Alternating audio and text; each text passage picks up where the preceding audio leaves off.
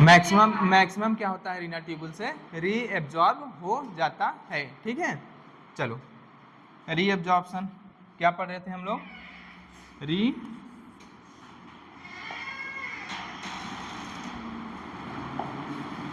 अब बताओ कोई कंफ्यूजन है क्या, कोई दिक्कत परेशानी?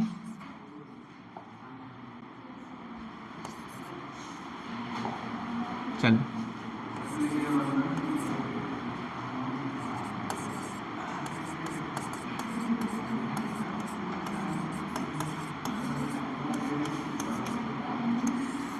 रीएब्जॉर्प्शन देखो, रीएब्जॉर्प्शन क्यों होता है,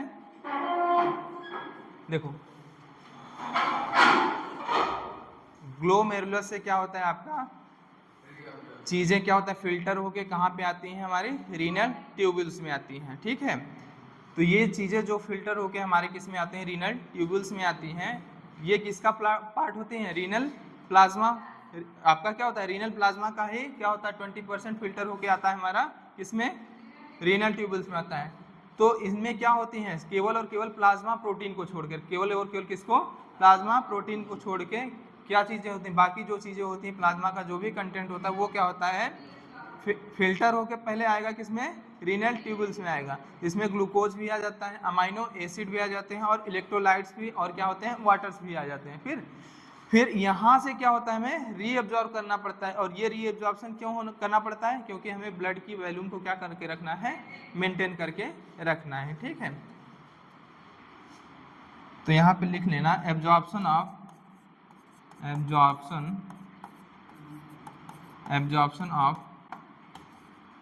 water and electrolyte H2O and electrolyte from renal tubules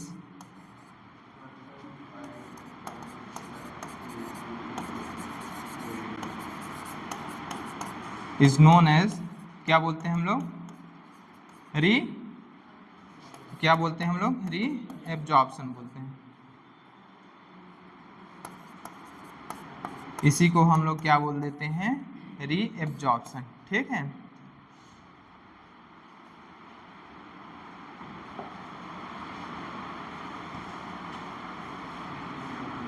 ये क्या सिलेक्ट हो गया यार,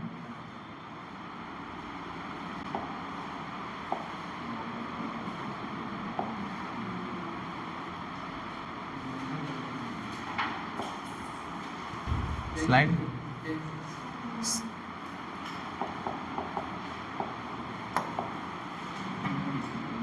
ये कहाँ से सिलेक्ट हो गया है,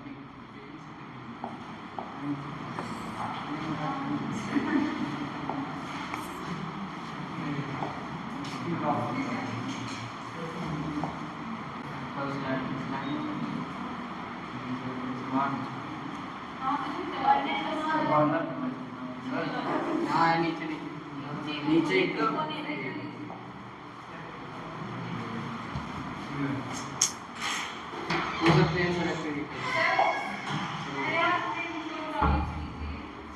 क्या चीज,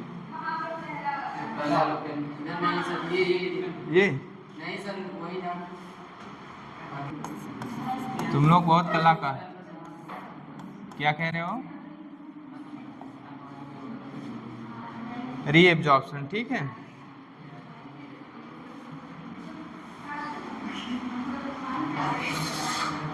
लिखो uptake of water and electrolyte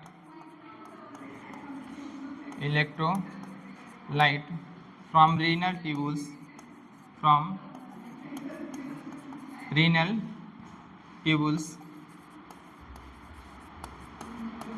tubules to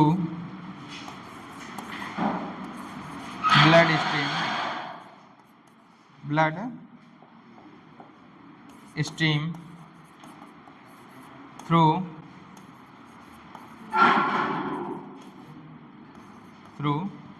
interstitial fluid is known as आपका क्या बोलते हैं, री एब्जॉर्प्शन।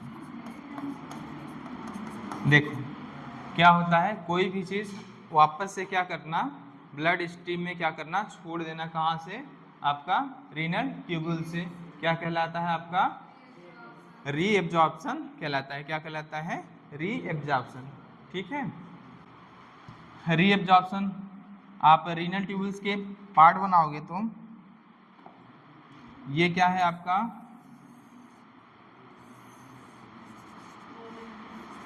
ये है आपका वोमेन्स कैप्सूल है, ये है आपका डिसेंडिंग हेनले लूप, और ये क्या है आपका असेंडिंग हेनले लूप, ये क्या है आपका डीसीटी है, और ये क्या है आपका कलेक्टिंग,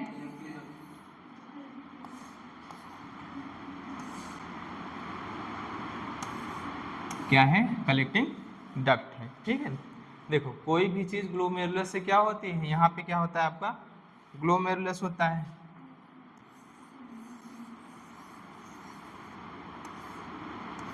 ये क्या होती है अफरेंट आर्टेरियोल होती है, और ये क्या होती है एफरेंट आर्टेरियोल।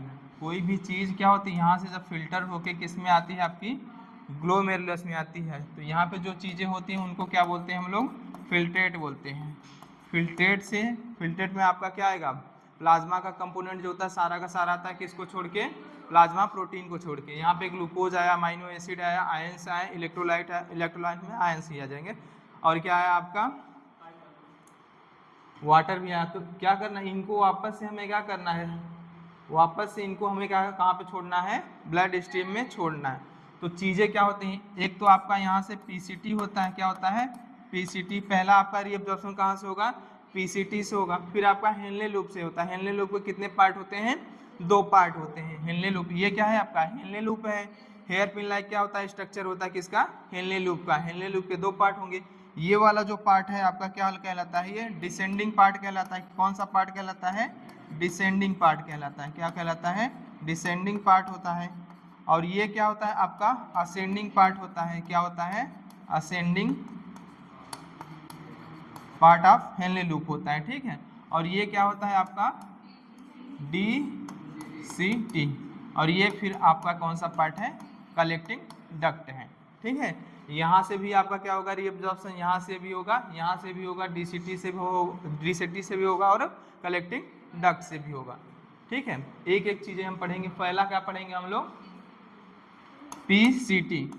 क्या पढ़ेंगे, पीसीटी, प्रॉक्सिमल कॉन्वोल्यूटेड ट्यूबुल्स पूछते हैं। ठीक है, पीसीटी के बारे में बात करें तो मैक्सिमम रीअब्जॉर्प्शन जो होता है वो कहाँ से होता है, आपका पीसीटी से होता है। अगर मैक्सिमम किसकी बात करें, मैक्सिमम रीअब्जॉर्प्शन की बात करें, मैक्सिमम रीअब्जॉर्प्शन की बात करें, टेक्स प्लेस फ्रॉम हियर।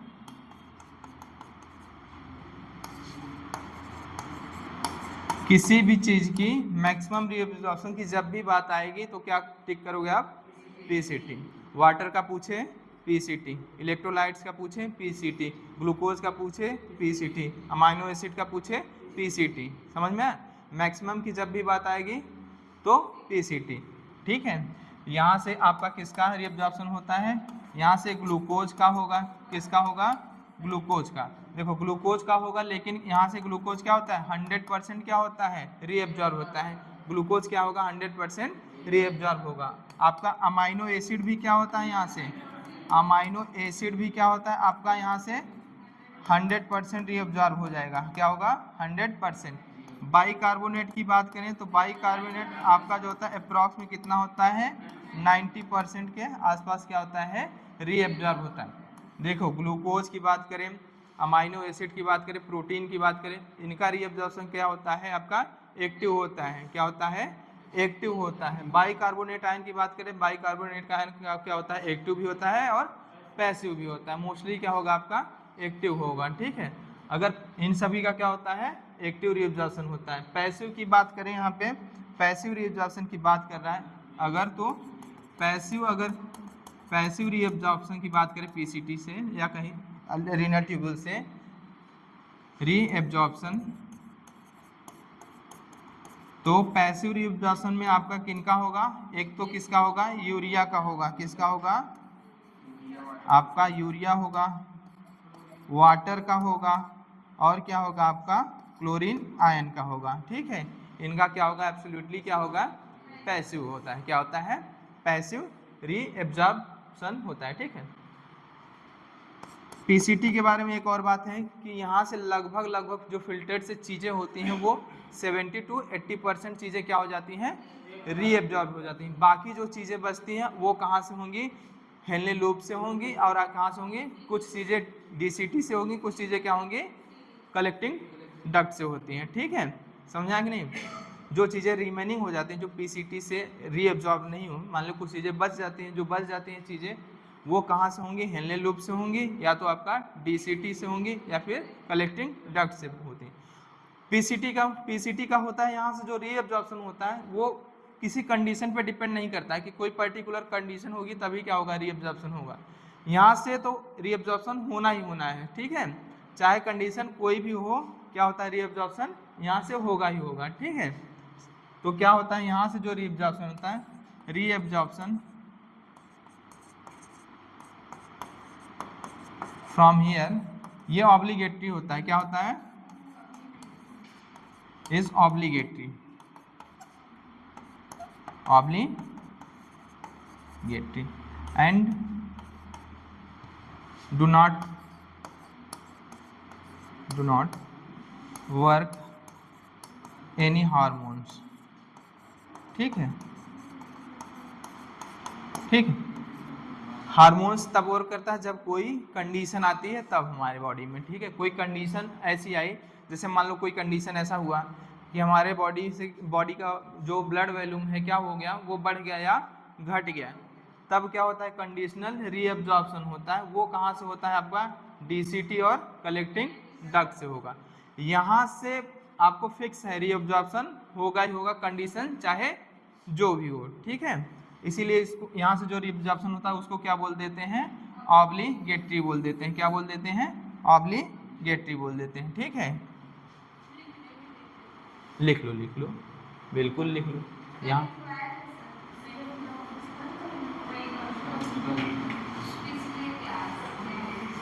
चलो लिख लो,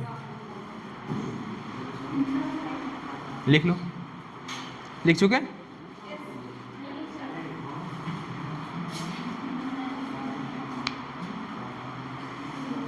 रीनल ट्यूबुल का जो ब्लड स्ट्रीम, वापस से चीज़ें जो रीअब्जॉर्ब हुई रीनल ट्यूबुल से, उनको इंटरस्टिशियल फ्लूइड के थ्रू कहाँ पे वापस छोड़ना है, ब्लड स्ट्रीम में छोड़ना है। ठीक है, ताकि हमारा ब्लड वॉल्यूम क्या रहे, मेंटेन रहे। ठीक है, समझ में आई नहीं।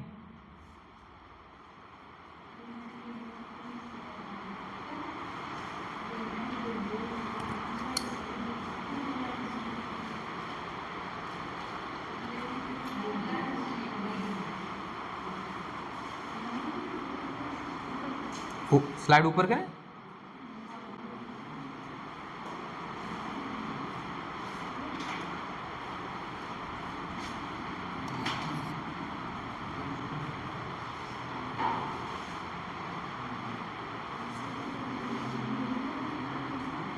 हुआ,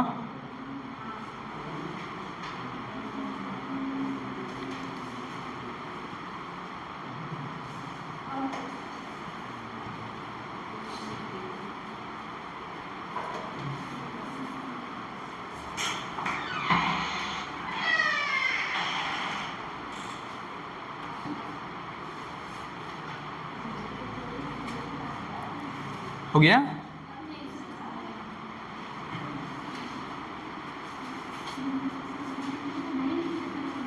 मैक्सिमम रीअब्जॉर्प्शन की बात करें तो, और मैक्सिमम सिक्रेशन की बात करें तब भी क्या होता है, पीसीटी होता है। ठीक है,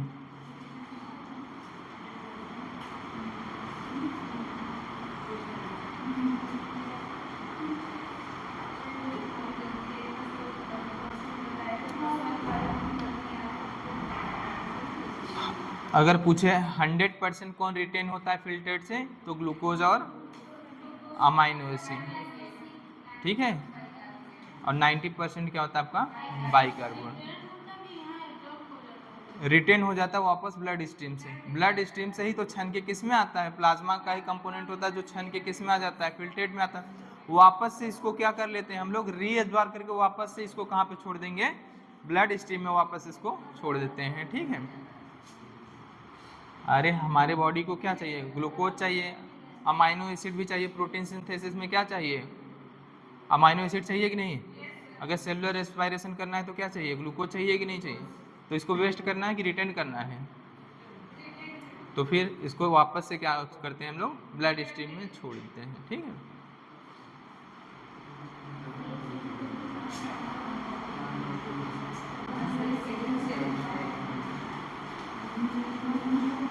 पैसिव की बात करें, पैसिव रीअब्जॉर्प्शन की बात करें, पैसिव किसका होता है, यूरिया का होगा, वाटर का होगा और क्लोराइड आयंस का होता है। इसीलिए आयंस का रीअब्जॉर्प्शन, अगर आयंस की रीअब्जॉर्प्शन की बात करें तो बोथ क्या होता है, एक्टिव और पैसिव दोनों होता है। सोडियम आयन का बात करें तो क्या होगा आपका, एक्टिव होगा, आपका क्लोराइड आयन क्या होगा, पैसिव होगा, क्या होगा, पैसिव होगा। ठीक है, हो गया, हुआ। चलो सेकेंड आपका पार्ट क्या होगा आपका, हेनले लूप। क्या होगा, सेकेंड अगर बात करें तो क्या होगा, हेनले लूप। हेनले लूप होगा। हेनले लूप का फर्स्ट अगर जो पार्ट पढ़ेंगे हम लोग किसके बारे में पढ़ेंगे, डिसेंडिंग हेनले लूप। किसके बारे में पढ़ेंगे, डिसेंडिंग हेनले लूप। क्या होगा, descending Henle loop. Descending Henle loop जो होता है ये क्या होता है, केवल और केवल किसके लिए परमिएबल होता है, वाटर के लिए। किसके लिए होता है, वाटर के लिए परमिएबल होता है। Only permeable for, only permeable for water and not for electro.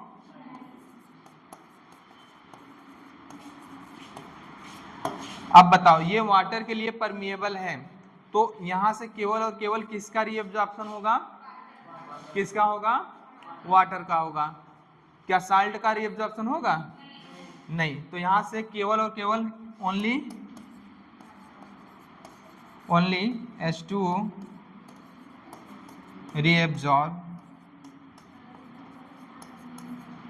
Reabsorb from here.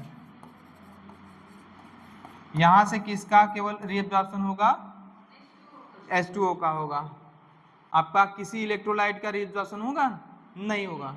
अगर बताओ फिल्ट्रेट से हमने क्या किया, वाटर को निकाल लिया। फिल्ट्रेट से हमने क्या किया, वाटर को निकाल लिया। अब बताओ फिल्ट्रेट की कंसंट्रेशन बढ़ जाएगी कि घट जाएगी, क्या हो जाएगी, बढ़ जाएगी। हमने क्या किया, फिल्ट्रेट से डिसेंडिंग हेनले लूप से रीअब्जॉर्ब करा लिया किसका, वाटर का। जब रीअब्जॉर्प्शन करा लेंगे किसका, वाटर का, तो कंसंट्रेशन ऑफ फिल्ट्रेट क्या हो जाएगा, इंक्रीज हो जाएगा। क्या हो जाएगा, इंक्रीज हो जाएगा। तो इसलिए हम डिसेंडिंग हेनले लूप को क्या बोलते हैं, कंसंट्रेटिंग पार्ट भी बोलते हैं। क्या बोलते हैं, कंसंट्रेटिंग पार्ट। अगर आपसे पूछता है क्वेश्चन कि रीनल ट्यूब्यूल्स का कौन सा पार्ट होता है जो कंसंट्रेटिंग पार्ट होता है, तो आपका क्या होता है, लूप ऑफ हेनले तो होता है लेकिन उसमें कौन सा होता है, डिसेंडिंग लूप ऑफ हेनले होता है। क्या होता है, descending loop of Henley. It is concentrating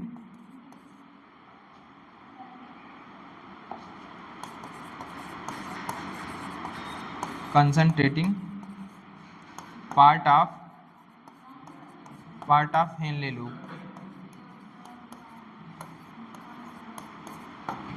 ये क्या होता है, कौन सा पार्ट होता है, कंसंट्रेटिंग पार्ट होता है। देखो जब आप कॉर्टेक्स से क्या होता है, कॉर्टेक्स से मेडुला की ओर बढ़ते हो, क्या बढ़ते हो, कॉर्टेक्स से मेडुला की ओर बढ़ते हो, तो यूरिन का कंसंट्रेशन क्या होता है, इंक्रीज होता है। पहले मान लो क्या था, पहले क्या था, आप मान लो 300 मोलर मिलीमोल्स, मान लो पहले क्या था, ये यहाँ का 3 मिली ऑस्मोल पर लीटर था, यहाँ से आने के बाद क्या होता है, 1200 हो जाता है। 4 टाइम्स क्या होता है, ये 4 टाइम्स क्या होता है, इंक्रीज हो जाता है। 4 टाइम्स इंक्रीज क्यों होता है, हेनले लूप के कारण ही होता है। क्यों, क्योंकि मैक्सिमम क्या होता है, वाटर क्या हो जाता है आपका, रीअब्जॉर्ब हो जाता है। कुछ तो यहाँ से होता है, कुछ जो बचा हुआ होता है वो डिसेंडिंग लूप ऑफ हेनले हो जाता है, ठीक है। जैसे इसीलिए जैसे कॉर्टेक्स से हम आप मेडुला की ओर बढ़ते हैं तो कंसंट्रेशन क्या होता है आपका फिल्ट्रेट का इंक्रीज होता है। और ये किसके रिस्पेक्ट में हम बताते हैं? प्लाज्मा के रिस्पेक्ट में। किसके रिस्पेक्ट में? प्लाज्मा के रिस्पेक्ट में बताते हैं, ठीक है। समझ में आया? तो डिसेंडिंग लूप ऑफ हेनले के बारे में हो गया। आप क्या पढ़ोगे? अच्छा चलो चलो लिख लो।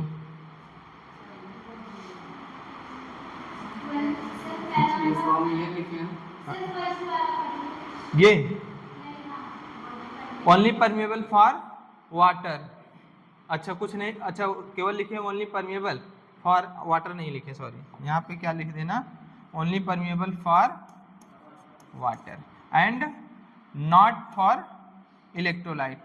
मतलब ये क्या होता है? वाटर के लिए तो परमेबल होता है लेकिन इलेक्ट्रोलाइट के लिए परमेबल नहीं होता है, ठीक है। और अगर वाटर के लिए परमेबल है तो किसका रीअब्जॉर्प्शन होगा? वाटर का होगा। इसीलिए हम इसको क्या बोलते हैं? डिसेंडिंग लूप ऑफ हेनले को concentrating part of Henle loop बोल देते हैं, ठीक है। सेकंड आप लिख लेना इसमें B part, ascending loop of Henle. Ascending loop of Henley,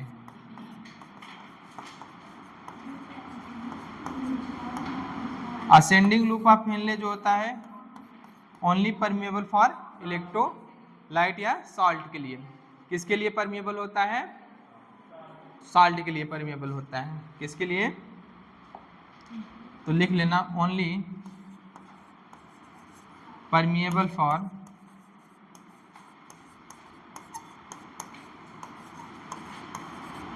salt, not for what। अगर ये साल्ट के लिए क्या है? परमेबल है। क्या है ये? साल्ट के लिए परमेबल है। अगर ये साल्ट के लिए परमेबल है तो केवल और केवल यहाँ से असेंडिंग लूप ऑफ हेनले से किसका रीअब्जॉर्प्शन होगा? साल्ट से। अगर किसी, मान लो फिल्ट्रेट को आप एक सोल्यूशन मान रहे हो, फिल्ट्रेट को क्या मान रहे हो? एक सोल्यूशन। अगर सोल्यूशन से आप सल्यूट निकालोगे, सोल्यूशन से आप सल्यूट निकालोगे तो कंसंट्रेशन इंक्रीज होगी या डिक्रीज होगी? कंसंट्रेशन क्या होगा? डिक्रीज। डिक्रीज होने का मतलब क्या होगा? फिल्ट्रेट डाइल्यूट होगा कि कंसंट्रेट होगा? डाइल्यूट होगा। इसीलिए असेंडिंग लूप ऑफ हेनले को हम लोग क्या बोलते हैं? Diluting part of nephron.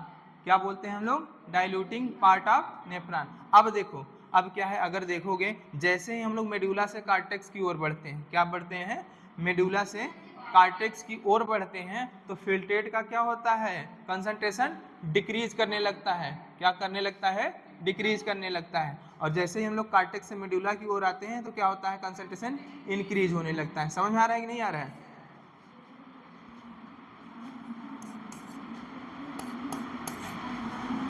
क्या कार्टेक्स और मेडुला को समझ में नहीं आ रहा है क्या? जब स्ट्रक्चर आप नेफ्रॉन पढ़ा रहे हैं तब। अच्छा बताओ, कार्टेक्स में कौन कौन सा पार्ट प्रेजेंट होता है? कार्टेक्स में रीनल ट्यूबल्स का कौन कौन सा पार्ट प्रेजेंट होता है? पीसीटी होगा, टीसीटी हो, ग्लोमेरुलस होगा, और क्या होगा? Collecting duct. तो क्या होता है? कार्टेक्स से शुरू होता है और क्या होता है? मेडुला तक एक्सटेंडेड होता है, ठीक है। यहाँ पे वोमेन्स कैप्सूल भी आता है। क्या आता है? वोमेन कैप्सूल भी आता है, ठीक है। या ऐसे कह दो मेलपिगियन क्या होता है? आपका बॉडी होता है along with PCT and DCT, ठीक है। क्या होता है? along with PCT and DCT। Only permeable for salt, not for water. अगर वाटर के लिए परमिएबल नहीं है तो केवल और केवल क्या यहाँ से रीअब्जॉर्ब होगा? इलेक्ट्रोलाइट। रीअब्जॉर्ब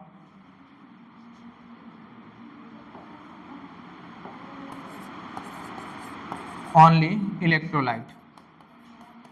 क्या होगा? इलेक्ट्रोलाइट, या कह दें या साल्ट, ठीक है। साल्ट की बात करें, साल्ट में देखो, साल्ट क्या है? सोल्यूशन फॉर्म में है। क्या है? सोल्यूशन फॉर्म में। तो आयन की फॉर्म में होगा कि नहीं?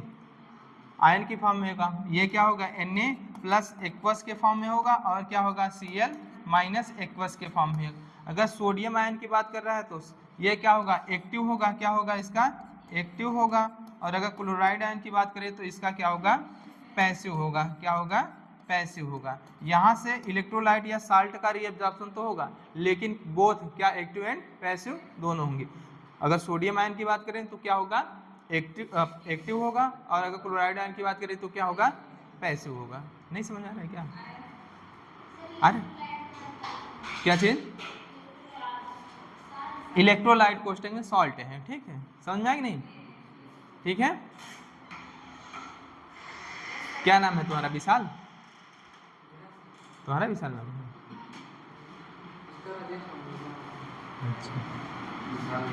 चलो, तो असेंडिंग लूप ऑफ हेनले केवल और केवल किसके लिए परमिएबल होगा,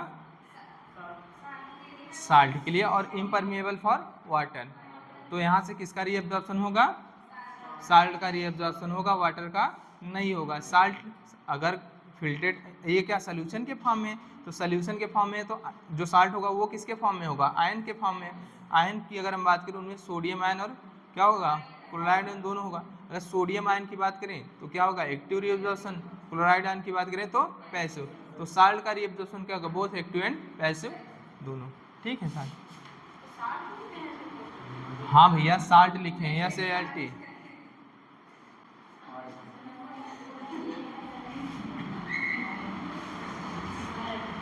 मतलब इतनी खूबसूरत राइटिंग का मजाक उड़ा रहे हो तुम।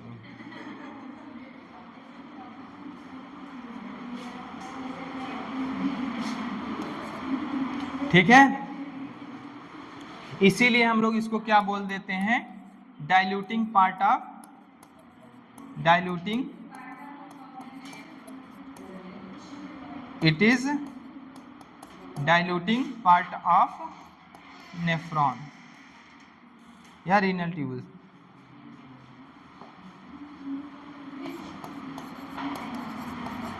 ठीक है, ये क्या होता है, असेंडिंग हेनले लूप क्या होता है, डाइल्यूटिंग पार्ट होता है, और डिसेंडिंग हेनले लूप क्या होता है, कंसंट्रेटिंग पार्ट होता है। क्या होता है, कंसंट्रेटिंग पार्ट होता है। ठीक है, समझा?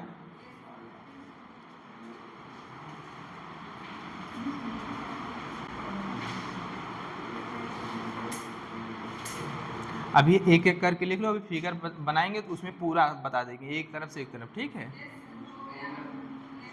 हो गया। अब नेक्स्ट पार्ट क्या आ रहा है रीनल ट्यूब्यूल्स का, DCT।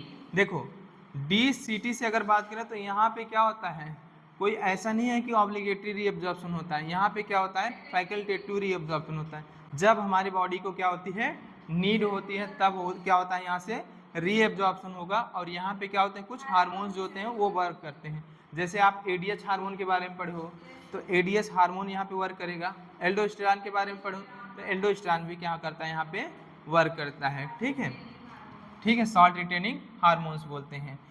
तो आपका कौन सा पार्ट होगा, फोर्थ पार्ट होगा ना। फोर्थ पार्ट आप क्या पढ़ोगे, DCT।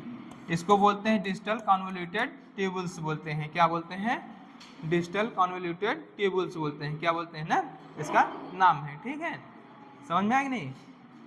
ये ग्लोमेरुलस से क्या होता है, दूर की ओर होता है, और PCT क्या होता है, पास होता है। पास जो है तो प्रॉक्सिमल, दूर जो है उसे डिस्टल बोल देते हैं। ठीक है, बस ये कन्वोल्यूटेड ट्यूबुल्स के ही पार्ट होते हैं। ठीक, PCT और DC।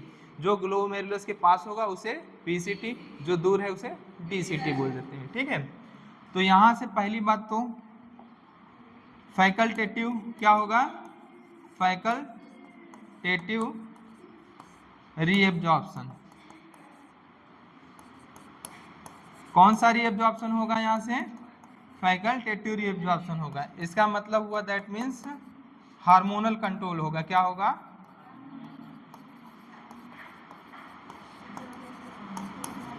ठीक है, क्या होगा, हार्मोनल कंट्रोल होगा। क्या होगा आपका, हार्मोनल कंट्रोल होगा। ठीक है, देखो ये अगर DCT है, क्या है DCT, तो इस पे दो हार्मोन, एक आप पढ़ेंगे ADH, क्या करेगा आपका वर्क, ADH को हम लोग क्या बोलते हैं, वेसो, ये बताओ वेसो डायलेटर होता है, कॉन्स्ट्रिक्टर होता है, वेसो कॉन्स्ट्रिक्टर होता है। इसका एक और नाम है वेसोप्रेसिन। और एक आपका होता है एल्डोस्टेरॉन। क्या होता है, एल्डोस्टेरॉन, एल्डोस्टेरॉन। इसको हम लोग क्या बोलते हैं, सॉल्ट रिटेनिंग हार्मोन बोलते हैं। क्या बोलते हैं, सॉल्ट रिटेनिंग हार्मोन। एक क्वेश्चन आता है जैसे हाइपोनेट्रीमिया कंडीशन। हाइपोनेट्रीमिया कंडीशन में क्या होता है, ब्लड में सोडियम आयन की क्या हो जाती है, कमी हो जाती है। कमी हो, हाइपो मतलब क्या होगा, कमी होना, हाइपोनेट्रीमिया। तो हाइपोनेट्रीमिया कंडीशन में क्या होता है, ब्लड में सोडियम आयन की क्या हो जाती है, कमी हो जाती है। उस कंडीशन में आपका हार्मोन जो रिलीज होता है क्या होता है, एल्डोस्टेरॉन। तो एल्डोस्टेरॉन क्या करेगा, वापस से क्या करता है, फिल्ट्रेट से सोडियम आयन को रीअब्जॉर्ब करके ब्लड स्ट्रीम में क्या करेगा, भेजता है।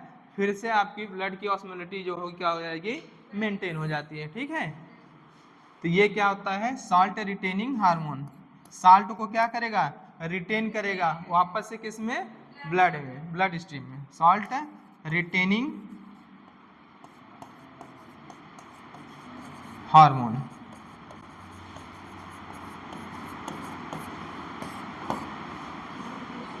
ठीक है, अगर आपसे पूछे डीसीटी से क्या क्या चीजें रीअब्जॉर्ब हो सकती हैं, डीसीटी से आपका वाटर भी होगा, इलेक्ट्रोलाइट भी होगा, और क्या होगा, बाइकार्बोनेट आयन भी होगा।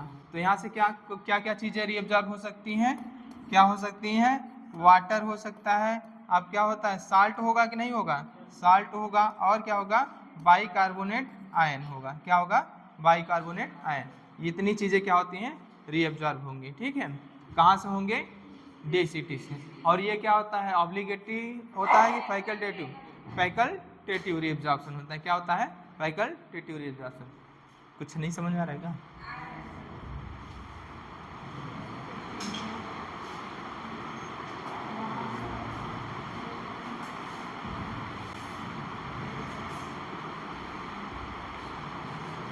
लिखें, लिख लो।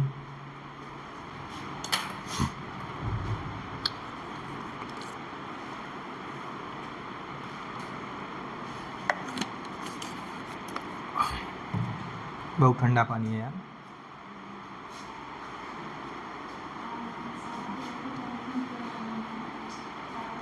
Salt retaining hormone, RETAINING।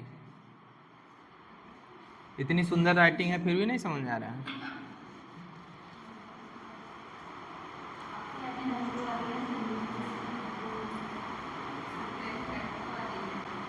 सबसे अच्छी राइटिंग है ना मेरी।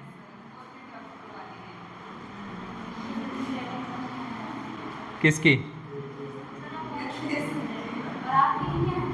अरे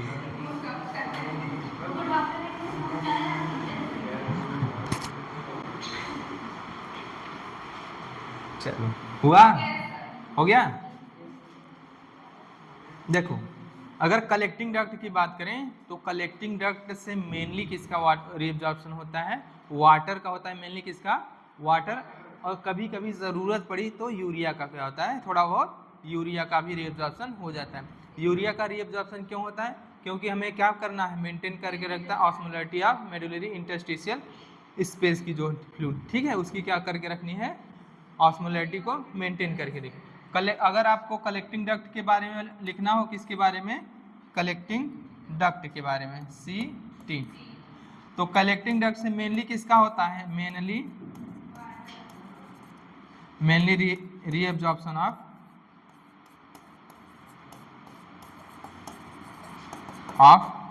वाटर एंड सम अमाउंट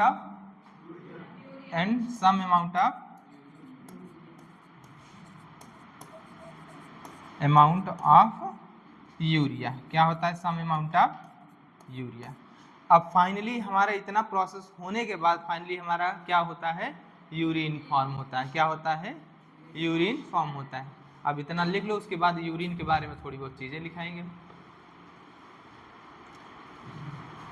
ये इन सारे प्रोसेस से गुजरने के बाद फाइनली हमारा क्या बनता है, यूरिन बनता है। ठीक है, यूरिन हमारा कलेक्टिंग डक्ट से ओपन होके कहाँ पे जाएगा, मेडुलरी पिरामिड से होते हुए रीनल, आपका क्या होता है, पैपिला, रीनल पैपिला से माइनर कैलिक्स, माइनर कैलिक्स से मेजर कैलिक्स, मेजर कैलिक्स से क्या होगा, रीनल पेल्विस होता है, रीनल पेल्विस से क्या होता है आपका यूरेटर में जाएगा, यूरेटर से आपका फाइनली कहाँ पर, यूरिनी ब्लैडर में, और वहाँ पे क्या होगा, टेम्पोररी क्या होता है, स्टोर होता है। फिर आपका एक पढ़ेंगे मैच्योरेशन रिफ्लेक्स।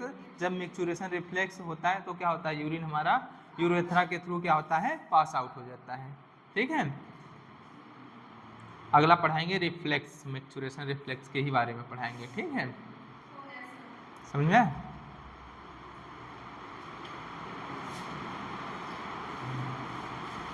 क्या पढ़ोगे, यूरिन। तो यूरिन के बारे में कुछ चीजें हैं, पढ़ लो।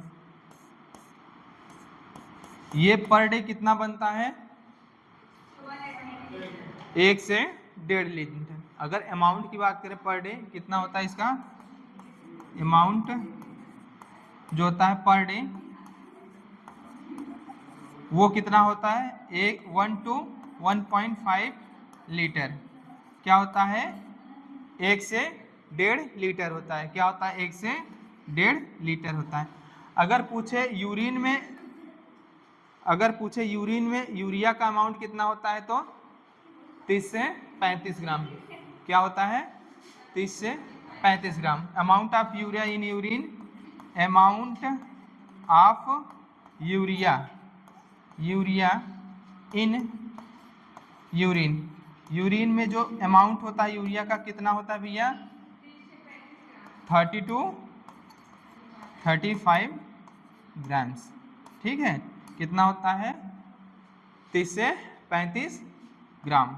पीएच की बात करें, यूरिन का पीएच कितना होता है, कितना होता है,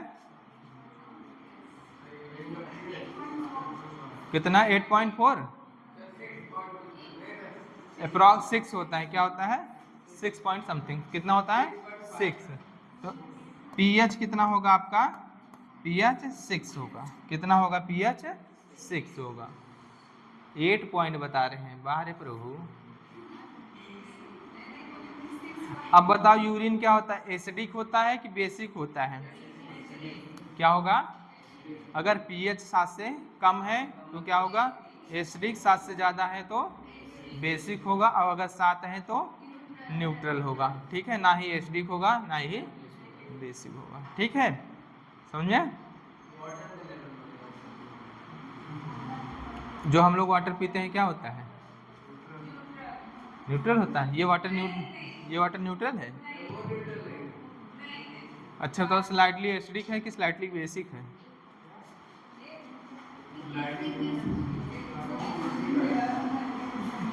टैप वाटर बताना, केमिस्ट्री वाले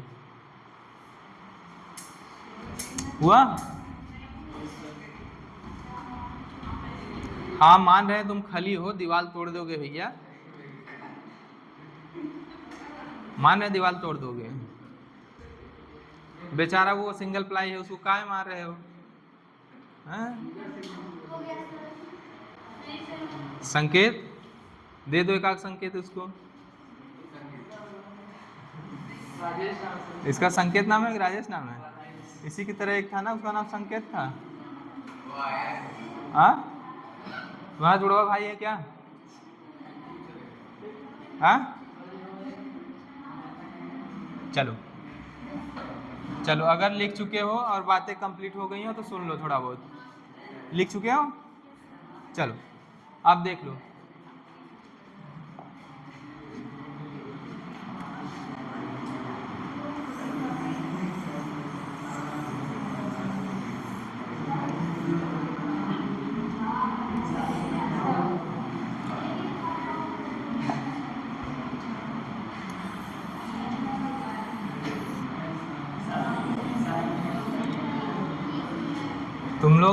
तुम लोग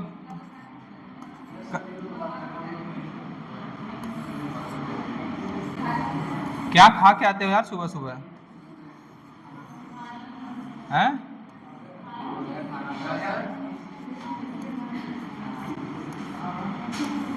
मतलब इतना बात करते हो जिसकी कोई हद नहीं है।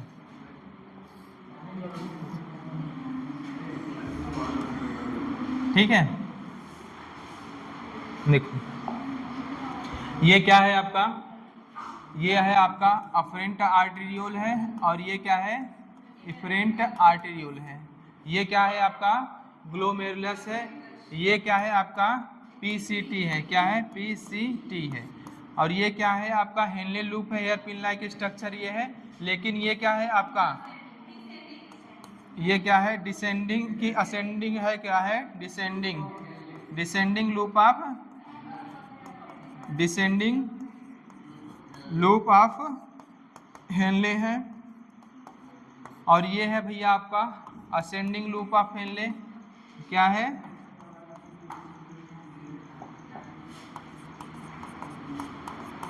असेंडिंग लूप ऑफ हेनले है। और ये क्या है आपका DCT है। ये फोर्थ पार्ट आपका क्या है, DCT। और ये क्या है आपका कलेक्टिंग डक्ट है। अब देखो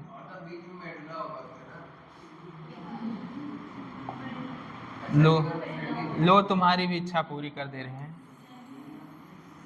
ऊपर वाला पार्ट क्या है, ऊपर वाला पार्ट क्या है, कॉर्टेक्स। और ये नीचे वाला पार्ट आपका क्या हुआ, मेडुला, ठीक है। ये क्या है, इसके ऊपर कॉर्टेक्स, इसके नीचे क्या है, मेडुला। तो कॉर्टेक्स का पार्ट जानते हो आपका होता है मेलविगियन, बॉडी होता है, PCT होता है और DCT भी होता है। कलेक्टिंग पार्ट जो होता है वो दोनों कॉमन में होता है, मेडुला एंड कॉर्टेक्स दोनों में, ठीक है। और अगर हम बात करें मेडुला पार्ट की, मेडुला पार्ट में मेनली क्या होता है आपका हेनले लूप होता है, क्या होता है, हेनले लूप। और क्या होता है, वासा रेक्टा प्रेजेंट होता है, ठीक है। अब सुनो पहले, यहाँ से क्या हुआ, ग्लोमेरुलस से चीज़ें क्या होंगे, फिल्टर होके किस में आते हैं, रीनल ट्यूबल्स में आएंगे, क्या इसमें आएंगे, वोमेंस कैप्सूल मतलब रीनल ट्यूबल्स में आएंगे। फिर आपका क्या होते हैं, PCT यहाँ से आएंगे, PCT में क्या होता है, मैक्सिमम चीज़ें क्या होंगी, रीएब्जॉर्ब, जो भी फिल्टर हुई चीज़ें लगभग 70 से 80% है। यहाँ पे क्या होता है 70 to 80% चीज़ें क्या हो जाती हैं, रीएब्जॉर्ब हो जाती हैं। 70 to 80% चीज़ें क्या हो जाएंगी, रीएब्जॉर्ब हो जाएंगी। ग्लूकोज पूछे तो 100% रीएब्जॉर्ब हो जाएगा। अमाइनो एसिड पूछे तो 100%। बाइकार्बोनेट आयन की बात करें तो 90% क्या हो जाएगा, रीएब्जॉर्ब हो जाएगा, ठीक है। समझ में आएगी नहीं। तो यहाँ से 70 से 80% चीज़ें क्या हुई, रीएब्जॉर्ब हुई। उसके बाद आपका कहाँ से आएगा, descending Henle loop. Descending Henle loop क्या होता है, ओनली परमिएबल होगा किसके लिए, वाटर के लिए। जब वाटर के लिए परमिएबल है, केवल और केवल किसका एब्जॉर्प्शन होगा, रीएब्जॉर्प्शन किसका होगा, वाटर का। यहाँ पे अगर हम बात करें साल्ट की बात करें तो साल्ट का रीएब्जॉर्प्शन नहीं होगा, क्यों, क्योंकि ये साल्ट के लिए परमिएबल नहीं है। तो यहाँ अगर मान लो, यहाँ अगर मान रहे हो कंसंट्रेशन क्या था, 30 मिली ऑस्मोल पर लीटर था, क्या था, 30 मिली ऑस्मोल पर लीटर था। यहाँ जैसे ही कॉर्टेक्स से मेडुला के मान लो ये 400 होगा, क्या होगा, 400 मिली ऑस्मोल पर लीटर हो गया। अब यहाँ पे आया कितना हुआ, 600, क्या हुआ, 600 मिली ऑस्मोल पर लीटर हुआ। अब यहाँ पे आया कितना हुआ आपका, 900 मिली ऑस्मोल पर लीटर हुआ। और यहाँ पे आया कितना हुआ, फाइनली 1200 मिली ऑस्मोल पर लीटर हुआ। देखो सुनो पहले, कॉर्टेक्स से मेडुला में आए, कॉर्टेक्स से आप कहाँ पे आए, कॉर्टेक्स से मेडुला में आए तो कंसंट्रेशन लगभग कितनी हो जाती है, 4 टाइम्स क्या हो जाती है, लगभग 4 टाइम्स क्या हो जाती है, इंक्रीज हो जाती है। क्यों, क्योंकि लगातार चीज़ें क्या हो रही हैं, रीनल ट्यूबल से रीएब्जॉर्ब हो रही हैं। जब लगातार चीज़ें रीएब्जॉर्ब होंगी तो आपका फिल्ट्रेट क्या होगा, लगातार कॉर्टेक्स से मेडुला की तरफ बढ़ते हुए क्या होगा, कंसंट्रेट होगा। यहाँ आने तक क्या होता है, चीज़ें फिल्ट्रेट क्या होते हैं, 4 टाइम्स क्या होता है, इंक्रीज हो जाता है। ये हम कंसंट्रेशन जो लेते हैं वो किसके रिस्पेक्ट मिलते हैं, प्लाज्मा के रिस्पेक्ट। यहाँ की अगर हम बात करें लगभग क्या होता है, आइसोमोलर होता है, क्या होता है, आइसोमोलर, किसके, प्लाज्मा और फिल्ट्रेट लगभग सेम मोलरिटी होती है। लेकिन यहाँ पे PCT की बात करें, PCT से होते हुए हेनले लूप जब पहुँचता है यहाँ पे क्या हो जाते हैं, क्या होते हैं, क्या होता है, हाइपर होगा, हाइपरटोनिक हो जाएगा कि हाइपोटोनिक, क्या हो जाता है, हाइपरटोनिक। क्या, क्योंकि प्लाज्मा के रिस्पेक्ट में फिल्ट्रेट का कंसंट्रेशन बढ़ जाता है, तो यहाँ पे क्या हो जाता है, हाइपरटोनिक। वापस से क्या हुआ, यहाँ से क्या हुई चीजें, साल्ट क्या हुआ, ये किसके लिए परमिएबल है, साल्ट के लिए। तो यहाँ से साल्ट वापस क्या हुआ, रीअब्जॉर्ब हुआ। रीअब्जॉर्प्शन वापस से ये क्या हो जाता है हाइपोटोनिक, क्या हो जाएगा हाइपोटोनिक हो जाएगा। फिर और आगे बढ़ेंगे तो ये क्या हो जाता है फिर से वापस से क्या हो जाएगा आइसोटोनिक हो जाएगा, क्या हो जाएगा आइसोटोनिक। डीसीटी और कलेक्टिंग डक्ट से क्या होता है आपका फैकल्टेटिव रीअब्जॉर्प्शन होता है, कोई कंडीशन होता है पर्टिकुलर कंडीशन में तभी क्या होगा आपका डीसीटी और कलेक्टिंग डक्ट से क्या होगा रीअब्जॉर्प्शन होगा। और यहाँ से डीसीटी और कलेक्टिंग डीसीटी से किसका रीअब्जॉर्प्शन होगा आपका होगा वाटर का, एक तो किसका होगा वाटर का हो जाएगा, साल्ट का हो जाएगा और क्या हो जाएगा आपका बाइकार्बोनेट आयन का हो जाएगा। कलेक्टिंग डक्ट से किसका होगा मेनली यहाँ से होता है यूरिया और कितना होता है वाटर का, ये सम अमाउंट होता है, क्या होता है सम अमाउंट, मतलब थोड़ी बहुत मात्रा में क्या होगी यूरिया वापस से रीअब्जॉर्ब हो जाती है मेंटेन करने के लिए ऑस्मोलैरिटी ऑफ मेडुलरी इंटरस्टिशियल। ठीक है, ये सारी की सारी चीजें हैं जो रीअब्जॉर्प्शन में एक एक करके आप पढ़े हो। ये किसके लिए परमीबल है वाटर के लिए, ये किसके लिए है साल्ट के लिए। और कार्टेक्स से मेडुला की ओर बढ़ोगे तो कंसंट्रेशन क्या होगा फिल्ट्रेट का 4 टाइम्स क्या हो जाता है इंक्रीज हो जाता है। यहाँ पे कितने टाइम कंसंट्रेशन इंक्रीज हुआ 4 टाइम्स। हाँ 300 से 1200 मिली ऑस्मोल पर लीटर हो गया, तो कितना हो गया आपका 4 टाइम्स इंक्रीज हो गया। सपोज किए थे यहाँ पे कितना था, यहाँ पे आने के बाद कितना हुआ इतना हो गया, तो कितने टाइम इंक्रीजमेंट हुआ 4 टाइम इंक्रीजमेंट हुआ। ये पूरा आपका पूरा का पूरा क्या है आपका रीएब्जॉर्प्शन है। अब बताओ कुछ चीजें छूटी हो तो, कुछ दिक्कत परेशानी हो तो वो भी बता दो।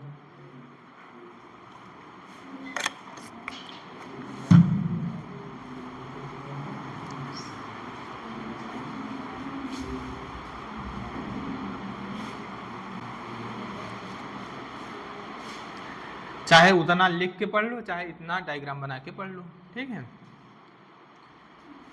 ग्लूकोज अमाइनो एसिड प्रोटीन का क्या होता है रीअब्जॉर्प्शन एक्टिव होता है, ठीक है। अगर बात करें साल्ट की बात करें तो एक्टिव और पैसिव, साल्ट या आयन की बात करें तो एक्टिव और पैसिव दोनों हो। ऐसा तो नहीं है कि साल्ट केवल साल्ट के 300 मिली ऑस्मोल पर लीटर, मिली ऑस्मोल पर लीटर।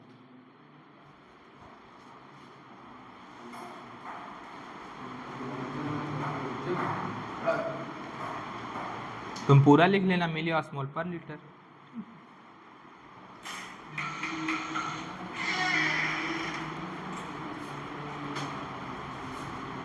ठीक है, हुआ सिक्रीशन शुरू करें।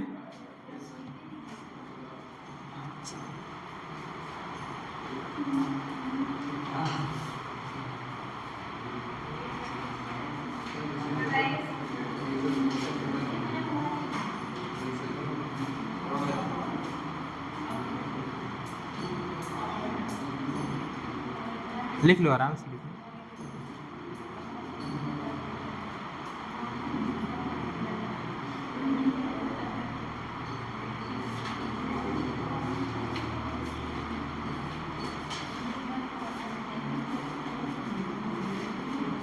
कितने लोग एब्सेंट हैं?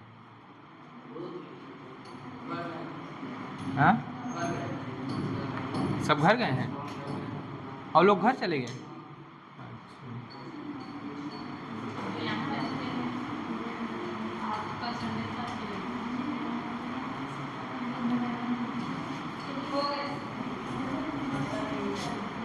हो गया?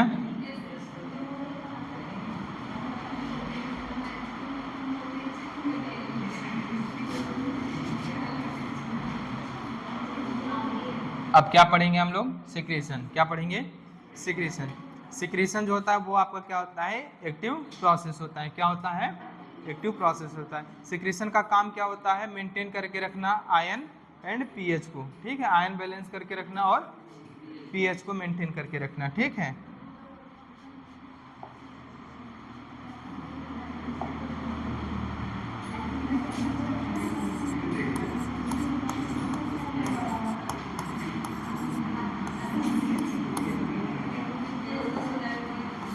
देखो सिक्रीशन पहली बात तो क्या होता है आपका एक्टिव प्रोसेस होता है। क्या होता है? ऑलवेज क्या होता है? ये एक्टिव प्रोसेस होता है। ये क्या होता है? एक्टिव। दूसरा, अगर हम बात करें किन किन चीजों का सिक्रीशन होता है, किन किन चीजों का क्या होता है? सिक्रीशन होता है। सिक्रीशन की बात करें तो हमारा पहला है H+ आयन का सिक्रीशन होगा, पोटेशियम आयन का सिक्रीशन होगा, और क्या होता है? अमोनियम आयन का क्या होता है? सिक्रीशन होता है। इतनी चीजों का क्या होता है? सिक्रीशन होता है। ठीक है, समझ में आएगी नहीं? इतनी चीजों का क्या होगा? सिक्रीशन होगा। और कहाँ कहाँ से होगा? पीसीटी से भी होगा, डीसीटी से भी होगा, और कलेक्टिंग डक्ट से भी होगा। पीसीटी से भी होगा, डीसीटी से भी होगा, और किस कहाँ से होगा? कलेक्टिंग डक्ट से भी होगा। ठीक है, अगर हम पीसीटी की कहाँ से सिक्रेशन होगा आपका? पीसीटी से भी होगा, डीसीटी से भी होगा, और कहाँ से होगा आपका? कलेक्टिंग डक्ट से भी होगा। पीसीटी से बात करें तो पीसीटी की बात करें तो यहाँ से H+ आयन का भी क्या होगा? सिक्रीशन होगा, पोटेशियम आयन का भी सिक्रीशन होगा, और किसका होगा? अमोनियम आयन का भी सिक्रीशन होगा। ठीक है, डीसीटी की बात करें, डीसीटी से भी H+ आयन, पोटेशियम आयन, और क्या होगा? अमोनियम आयन का सिक्रीशन होगा। लेकिन अगर हम बात करें किसकी? कलेक्टिंग डक्ट की बात करें तो कलेक्टिंग डक्ट से केवल और केवल किसका होता है? H+ आयन का होता है, और अमोनियम आयन का होता है। किसका होगा? H+ आयन का होगा, और किसका होगा? अमोनियम आयन का होगा। मैक्सिमम सिक्रीशन की बात करें तो मैक्सिमम सिक्रीशन कहाँ से होगा? पीसीटी से होगा। कहाँ से होगा? पीसीटी से। मैक्सिमम सिक्रीशन कहाँ से होगा? पीसीटी से होगा। और पीसीटी से तीनों चीज़ों का, H+ आयन का भी, पोटेशियम, अमोनियम। डीसीटी से भी H+ ion, potassium and ammonium ion का। लेकिन आप कलेक्टिंग डक्ट की बात करेंगे तो यहाँ से H+ आयन और अमोनियम आयन का होगा। किसका? क्या चीज? कलेक्टिंग डक्ट से?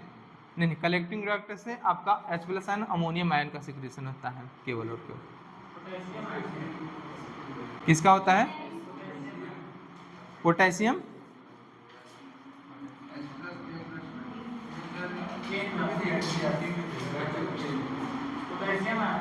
पोटेशियम आयन का।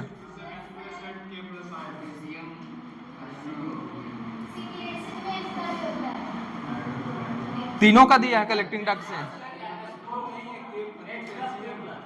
H+, K+, अमोनियम आयन दिया है।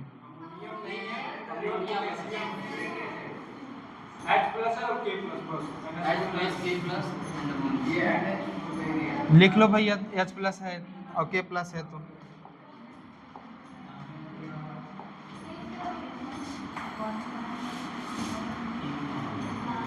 मेरे हिसाब से तो H+ और किसका होता है? अमोनियम आयन का होता है। एनसीईआरटी अगर फॉलो कर रहे हो तो लिख लो। ठीक है,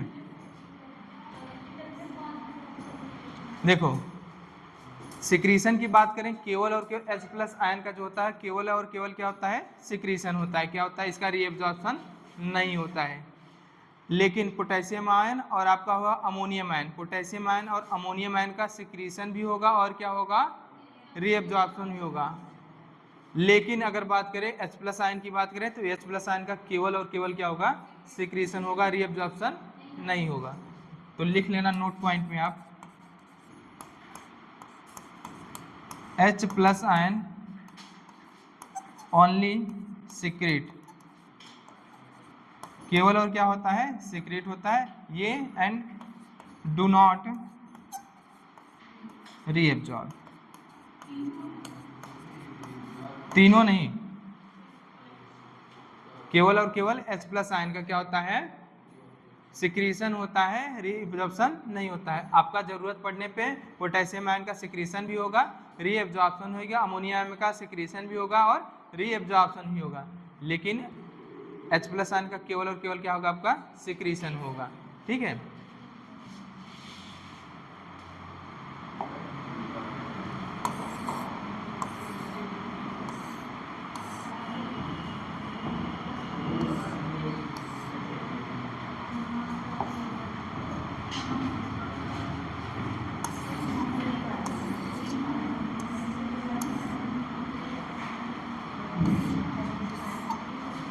ये क्या है आपका, ये आपका क्या है, रीनल ट्यूबुल, क्या है, रीनल ट्यूबुल है।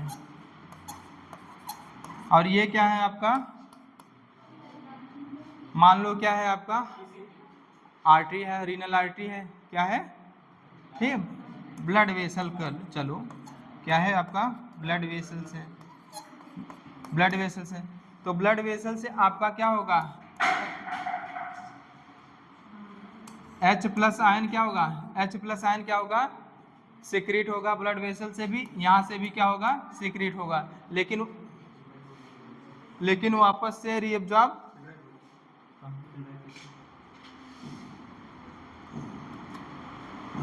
लेकिन वापस से क्या होगा, ये रीअब्जॉर्ब नहीं होगा। यहाँ से क्या होगा आपका, अमोनियम आयन क्या होगा, अमोनियम आयन क्या होगा, यहाँ से क्या होगा, ब्लड से क्या होगा, सिक्रेट होगा, और यहाँ से भी सिक्रेट होगा। जरूरत पड़ने पर यहाँ से अमोनियम आयन क्या होता है, अमोनियम आयन रीअब्जॉर्ब भी होगा, क्या होगा, रीअब्जॉर्ब भी होगा। यहाँ से अगर हम बात करें पोटेशियम आयन का, सिक्रेट भी होगा और यहाँ से भी सिक्रेट होगा पोटेशियम आयन, और जरूरत पड़ने पे क्या होगा आपका, रीअब्जॉर्ब हुआ। लेकिन H प्लस आयन का क्या होता है, H प्लस आयन का केवल और केवल क्या देख रहे हो, सिक्रीशन हो रहा है, रीअब्जॉर्प्शन नहीं हो रहा है, ठीक है, समझ में आया कि नहीं, बना लो।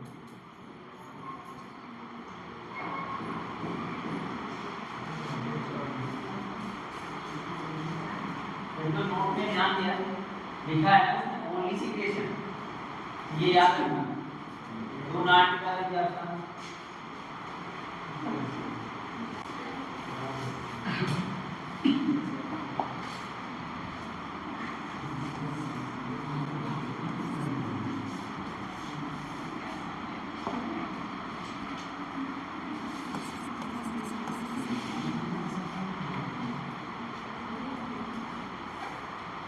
हुआ,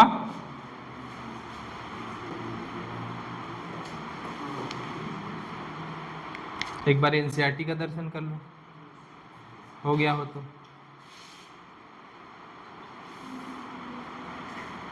लिख लिए।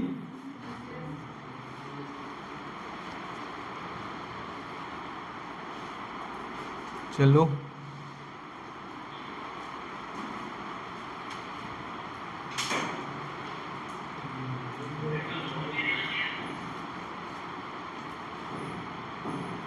शुरू करें, हुआ, हो गया।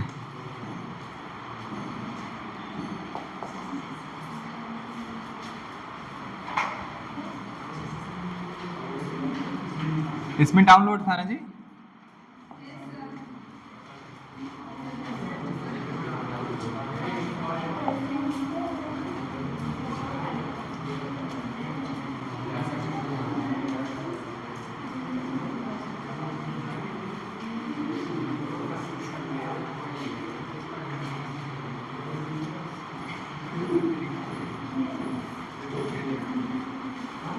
इधर पढ़ा चुके थे, इधर नहीं पढ़ाए थे ना, यहाँ तक पढ़ाए थे ना, यहाँ तक हुआ था, ये फिगर के बारे में बता रहे थे ना। ये क्या है आपका, ग्लोमेरुलस, ये अफरेंट आर्टियोल की ब्रांच होती है, जो क्या होती है, एक टफ्ट कैपिलरी नेटवर्क बनाती है, जिसको हम लोग क्या बोल देते हैं, क्या बोल देते हैं, ग्लोमेरुलस बोल देते हैं, क्या बोल देते हैं, ग्लोमेरुलस बोलते हैं। यहाँ पे रीनल ट्यूबुल्स का डबल लेयर क्या होता है, एक कप लाइक स्ट्रक्चर होता है, जो इंक्लोज करता है किसको, ग्लोमेरुलस को, उसको हम लोग क्या बोल देते हैं, वोमेन्स कैप्सूल बोल देते हैं, क्या बोल देते हैं, वोमेन्स कैप्सूल बोल देते हैं। उसके बाद क्या आता है आपका, हाईली कॉइल्ड क्या होता है, एक स्ट्रक्चर रहता है, जिसको हम लोग क्या बोल देते हैं, पीसीटी बोल देते हैं। ये क्या है आपका, पीसीटी है, क्या है, पीसीटी। फिर उसके बाद और आगे बढ़ोगे तो क्या आता है आपका, हेयर पिन लाइक एक स्ट्रक्चर होता है, जिसे हम लोग क्या बोल देते हैं, लूप ऑफ हेनले बोल देते हैं। और आगे बढ़ोगे तो क्या आता है आपका, एक फिर से हाईली कॉइल्ड एक स्ट्रक्चर होता है रीनल ट्यूबुल्स का, क्या बोल देते हैं, डीसीटी बोल देते हैं। और ये डीसीटी जाके क्या यहाँ पे ओपन होती है, कलेक्टिंग डक्ट में। ये देखो एक डीसीटी ओपन हुई है, ये दूसरी डीसीटी ओपन हुई है, तो एक कलेक्टिंग डक्ट में एक से ज़्यादा क्या होती हैं, डीसीटी ओपन होती हैं, ठीक है। ये मत समझ लेना कि एक सिंगल कलेक्टिंग डक्ट में सिंगल ही आपका क्या होगा डीसीटी ओपन होगा। एक सिंगल कलेक्टिंग डक्ट में एक से ज़्यादा क्या हो सकती हैं डीसीटी ओपन हो सकती हैं, ठीक है, समझा कि नहीं। और एक आपका होता है नेटवर्क ऑफ कैपिलरीज जो अराउंड रीनल ट्यूबल्स के चारों तरफ एक नेटवर्क होता है किसका, कैपिलरीज का। इसको हम लोग क्या बोल देते हैं, पेरी ट्यूबुलर कैपिलरी बोलते हैं। ये क्या है आपका, ये क्या है, ये जो नेटवर्क बना रहे हैं पेरी ट्यूबुलर कैपिलरी है। क्या है, पेरी ट्यूबुलर कैपिलरी है। और इसी पेरी ट्यूबुलर कैपिलरी की एक फाइन ब्रांच होती है जो पैरेलल, ये जो पैरेलल इसके क्या कर रही है, रन कर रही है, उसको हम लोग क्या बोल देते हैं, वासा रेक्टा बोल देते हैं। क्या बोल देते हैं, वासा रेक्टा। तो ये क्या है आपका वासा रेक्टा है, ठीक है। और ये क्या है आपका पेरी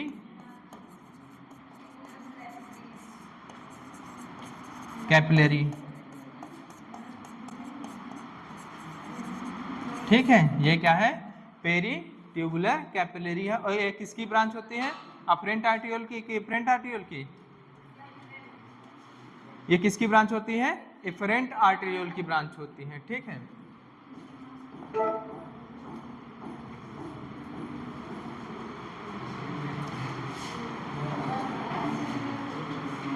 हेनले लूप के बारे में कहा, हेनले लूप के बारे में कहा है, क्या कहा है, ये क्या होता है, हेयर पिन शेप्ड, क्या होता है, हेयर पिन शेप क्या होता है, हेनले लूप होता है। और इसका आगे का पार्ट क्या होता है, एक ट्यूबुलर होता है, जैसे है एक डिसेंडिंग असेंडिंग लिम्स होता है, ठीक है। फिर अगर और आगे कंटिन्यू आगे की ओर आप जाओगे तो ये क्या होता है, एक हाईली क्वाइल्ड क्या होता है ट्यूबुलर पार्ट होता है जिसे हम लोग डिजिटल कॉन्वोल्यूटेड ट्यूबल्स बोल देते हैं, शॉर्ट फॉर्म में डीसीटी। आप क्या कर रहा है, the DCT of many nephron, क्या कह रहा है, मेनी नेफ्रॉन स्टेट ट्यूब होती है। स्टेट ट्यूब क्या होती है, कलेक्टिंग डक्ट जिसको बोलते हैं, कॉल्ड कलेक्टिंग डक्ट। इनमें से मेनी ऑफ विच ज़्यादातर क्या होते हैं, आपस में कन्वर्ज हो जाते हैं एंड ओपन हो जाते हैं इनटू रीनल पेल्विस में। हमने बताया ना, रीनल पेल्विस में किसके थ्रू ओपन होते हैं, मेडुलरी, ये किस में ओपन हो गया, रीनल पेल्विस में ओपन हो जाते हैं through medullary pyramids. Medullary pyramid क्या होता है, ट्रायंगुलर मास लाइक स्ट्रक्चर होता है जो किस में पाया जाता है, किडनी के कॉर्टेक्स में पाया जाता है, मेडुला में, मेडुला में पाया जाता है। उसके बेस पे आओगे तो क्या पाया जाता है, रीनल पेल्विस आता है। तो मेडुलरी पिरामिड क्या होता है, ओपन होता है रीनल पेल्विस के थ्रू माइनर कैलिक्स में, फिर उसके बाद मेजर कैलिक्स में। और ये कह रहा है कलेक्टिंग डक्ट, ढेर सारी कलेक्टिंग डक्ट इमर्ज हो जाती हैं और ओपन होती हैं थ्रू मेडुलरी पिरामिड, मतलब मेडुलरी पिरामिड से होकर ओपन होती है किसमें, रीनल पैपिला में, किसमें, रीनल। देखो यहाँ पे देखो कह रहा है कि the DCT of many nephron, मतलब कई नेफ्रॉन, मतलब अलग अलग नेफ्रॉन की जो डेंसिटी होती है, स्टेट ट्यूब, एक स्टेट ट्यूब होते हैं जिसको हम लोग क्या बोलते हैं, कलेक्टिंग डक्ट होते हैं, उसमें ओपन होते हैं। मेनी ऑफ विच, जिनमें से ज़्यादातर क्या होते हैं, कन्वर्ज हो जाते हैं, क्या हो जाते हैं, कन्वर्ज हो जाते हैं और ओपन होते हैं किनमें, रीनल पेल्विस में। ये डायरेक्ट बोल दिया रीनल पेल्विस में ओपन हो जाती हैं, लेकिन क्या होते हैं, ये पहले क्या होते हैं, कन्वर्ज होकर किस में होते हैं, मेडुलरी पिरामिड से होते हुए किस में खुलेंगे, रीनल पैपिला में, फिर रीनल पैपिला से माइनर देन मेजर कैलिक्स, फिर किस में होंगी, रीनल पेल्विस में। ये इसमें डायरेक्ट बोल दिया, रीनल पेल्विस में फाइनली क्या हो जाती हैं, ओपन हो जाती हैं, ठीक है। द मैल्पिगियन कार्पसल, जिसको हम लोग मैल्पिगियन बॉडी भी बोलते हैं, PCT and DCT of nephron are situated into the cortical region of nephron, ठीक है। ये किस में पाए जाते हैं, नेफ्रॉन किडनी के किसके कौन से पार्ट में पाए जाते हैं, कॉर्टिकल पार्ट में पाए जाते हैं। मैल्पिगियन बॉडी हुआ आपका, पीसीटी हुआ और डीसीटी भी हुआ। जबकि हेनले लूप जो होता है आपका मेडुला के डीप में पाया जाता है, deep into the medulla. Majority of nephron, ज़्यादातर जो नेफ्रॉन होते हैं, लूप ऑफ हेनले जो होता है वो बहुत ही ज़्यादा क्या होता है, शॉर्ट होता है। क्यों, क्योंकि हमारी बॉडी में अगर हमारी किडनी की बात करें, किडनी में हमारे क्या होता है, ज़्यादातर क्या होता है, कॉर्टिकल नेफ्रॉन्स ही पाए जाते हैं। इसीलिए ज़्यादातर नेफ्रॉन की जो क्या होती है आपकी हेनले लूप होती है, बहुत ज़्यादा क्या होती है, शॉर्ट होती है या हाईली रिड्यूस फॉर्म में होती है, ठीक है। क्या होती है, हाईली रिड्यूस फॉर्म में होती है। 80% हमारे बॉडी में क्या होता है, कॉर्टिकल नेफ्रॉन पाए जाते हैं, अप्रॉक्सीमेट 20% क्या पाए जाते हैं, मेडुला। वैसे भी पता है कि कॉर्टिकल नेफ्रॉन के जो हेनले लूप होते हैं वो शॉर्ट होते हैं। और इनमें वासा रेक्टा की अगर बात करें तो वासा रेक्टा या तो हाईली रिड्यूस होगा या तो अब्सेंट होगा। जबकि मेडुलरी नेफ्रॉन की बात करते हैं, जो एक्स्ट्रा मेडुलरी नेफ्रॉन की बात करते हैं, उनमें क्या होता है, Henle loop, long Henle loop होता है, वासा रेक्टा प्रेजेंट होता है। ठीक है। नॉर्मल कंडीशन की अगर बात करें तो नॉर्मल कंडीशन में हमारा कौन सा नेफ्रॉन वर्क करता है, कॉर्टिकल नेफ्रॉन वर्कता है। अगर कोई बॉडी स्ट्रेस कंडीशन में है तो उस समय क्या हमारा काम करता है, जक्स्ट्रा मेडुलरी नेफ्रॉन। ठीक है।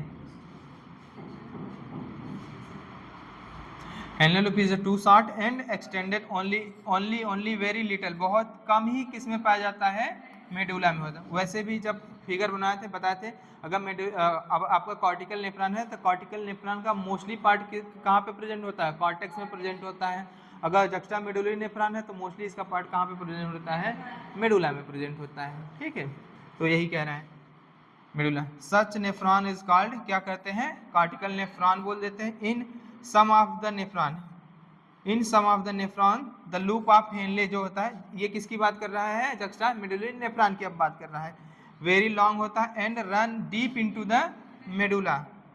ऐसे नेफ्रॉन को हम लोग क्या बोलते हैं, जक्स्ट्रा मेडुलरी नेफ्रॉन बोल देते हैं। क्या बोल देते हैं, जक्स्ट्रा मेडुलरी नेफ्रॉन। और जक्स्ट्रा मेडुलरी नेफ्रॉन में जो हेनले लूप होता है वो कॉर्टेक्स के डीप तक रन करता है, और कॉर्टिकल नेफ्रॉन में क्या होता है, थोड़ा शॉर्ट मतलब कम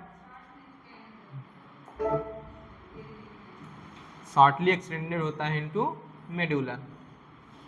अब क्या कर रहे हैं, the efferent arteriole emerging from the glomerulus, glomerulus से जो इफरेंट आर्टियोल निकल के आगे की ओर आती है, एक फाइन कैपिलरी नेटवर्क बनाती है। किसके अराउंड है, किसके अराउंड एक फाइन कैपिलरी नेटवर्क बनाएगी, एक क्या बनाती है, इफरेंट आर्टियोल इमर्जिंग फ्रॉम, कहाँ से, ग्लोमेरुलस से, एक फाइन कैपिलरी नेटवर्क फॉर्म करते हैं around renal tubules. Renal tubules के चारों तरफ जो आपका क्या बनाई, नेटवर्क बनाए, उसको हम लोग क्या बोल देते हैं, पेरी ट्यूबुलर कैपिलरी बोल देते हैं। और इसी पेरी ट्यूबुलर कैपिलरी नेटवर्क की फाइन ब्रांच होती है जो पैरेलली रन करती है किसके, हेनले लूप के, किसके, हेनले लूप के, उसको हम लोग क्या बोल देते हैं, वासा रेक्टा बोल देते हैं।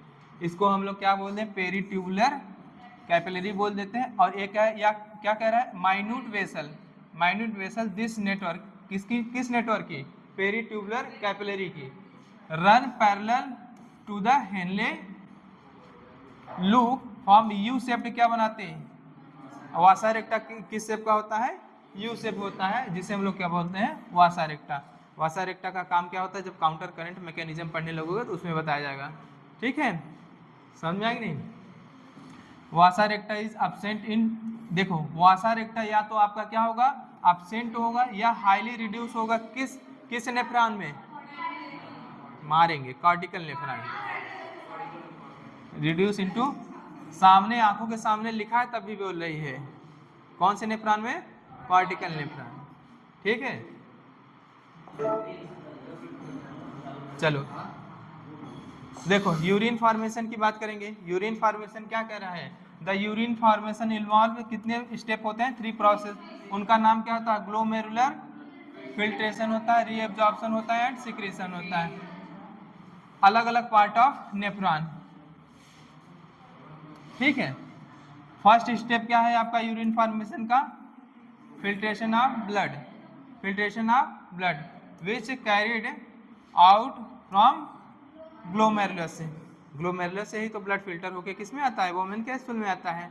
समझ में आएगी नहीं। और इसी को क्या बोलते हैं, ग्लोमेरुलस फिल्ट्रेशन बोलते हैं। ऑन एवरेज की अगर हम बात करें कितना होता है, 1100 से 1200 ml पर मिनट होता है। ये रीनल ब्लड फ्लो बता रहा है कि रीनल प्लाज्मा फ्लो बता रहा है, क्या बता रहा है, ब्लड फ्लो बता रहा है। फिल्टर्ड होती है बाय किडनी कितने मिनट में, पर मिनट में। अगर रीनल ब्लड करे तो कितना, 1100 से 1200, रीनल प्लाज्मा कहे तो कितना, 650। ठीक है, विच कंस्टिट्यूट रफली, अगर हम बात करें इसका कितना होता है, 1/5 का मतलब 20%, 20% क्या होगा, 1/5 का मतलब क्या हुआ, approximate 20% of blood pumped out by each ventricle. देखो प्रत्येक वेंट्रिकल जो क्या करेगा, ब्लड पंप करते हैं, उसको हम लोग पर मिनट में क्या बोलते हैं, कार्डियक आउटपुट। और इसी कार्डियक आउटपुट का कितना परसेंट, 20% क्या होता है, ग्लोमेरुलस से ब्लड क्या होगा, परमानेंट फिल्टर होगा। या प्लाज्मा की बात करें तो प्लाज्मा कितना होगा, 650 ml पर मिनट क्या होता है, फिल्टर होता है। ठीक है,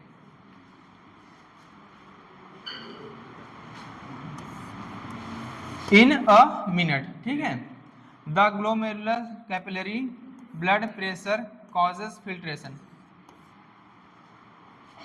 थ्रू 3 लेयर, मतलब थर्ड लेयर की बात कर रहा है। किसकी बात कर रहा है, थर्ड लेयर। ग्लोमेरुलस में जो इफरेंट और अफरेंट आर्टेरियोल के डायमीटर में डिफरेंस होता है, इसके कारण क्या आता है, एक प्रेशर जनरेट होता है। इसी के कारण ग्लोमेरुलस से क्या होता है, ब्लड फिल्टर होकर किस में आता है, वोमेन्स कैप्सूल में आता है। समझ में आया?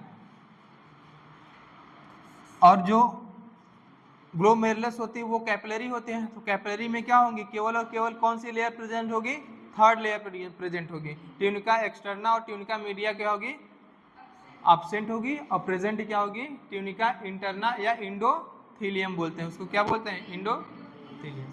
तुम लोग ऐसे देख रहे हो जैसे कुछ नया चीज सुन रहे हो। क्या बोलते हैं, इंडोथीलियम ऑफ ग्लोमेरुलस बोलते हैं blood vessel. The epithelium of Bowman capsule and the basement membrane between these 2 layers. देखो कैपिलरी और वोमेन्स कैप्सूल क्या मिलके बनाते हैं, हमारा फिल्ट्रेशन में क्या बात है, फिल्ट्रेशन मेम्ब्रेन बनाते हैं। फिल्ट्रेशन मेम्ब्रेन के ही थ्रू क्या होगा, हमें फिल्ट्रेशन होगा। अगर ब्लड कैपिलरी है, ब्लड कैपिलरी में क्या होगा, इंडोथीलियम होगा। उसके बाद क्या होता है, ये क्या होता है, ये कहता है इंडोथीलियम होता है। इंडोथीलियम ये क्या है, हमारा बेसमेंट मेम्ब्रेन है। क्या है आपका, ये बेसमेंट मेम्ब्रेन है। फिर क्या होगा, इंटरस्टिशियल स्पेस होता है, यहाँ पे इंटरस्टिशियल फ्लूइड होगा। फिर यह क्या आता है आपका, बेसमेंट मेम्ब्रेन आप क्या आती है आपकी, यहाँ पे बेसमेंट मेम्ब्रेन किसकी होती है, पोडोसाइट सेल। इनर सेल होती, वोमेन्स कैप्सूल की इनर लेयर होती है कि आउटर लेयर होती है, अच्छा वोमेन कैप्सूल का आउटर लेयर जो होता है उसे पैराइटल बोलते हैं। इनर जो होता है वो क्या बोलते हैं, विसरल बोलते हैं। और यही विसरल लेयर जो होती है वो स्पेशल टाइप ऑफ सेल की बनी होती है, जिसको हम लोग क्या बोलते हैं, पोडोसाइट सेल बोलते हैं। क्या बोलते हैं, पोडोसाइट सेल बोलते हैं। इसी में क्या पाया जाता है, आपका फूड प्रोसेस पाया जाता है। ऐसे में होता है,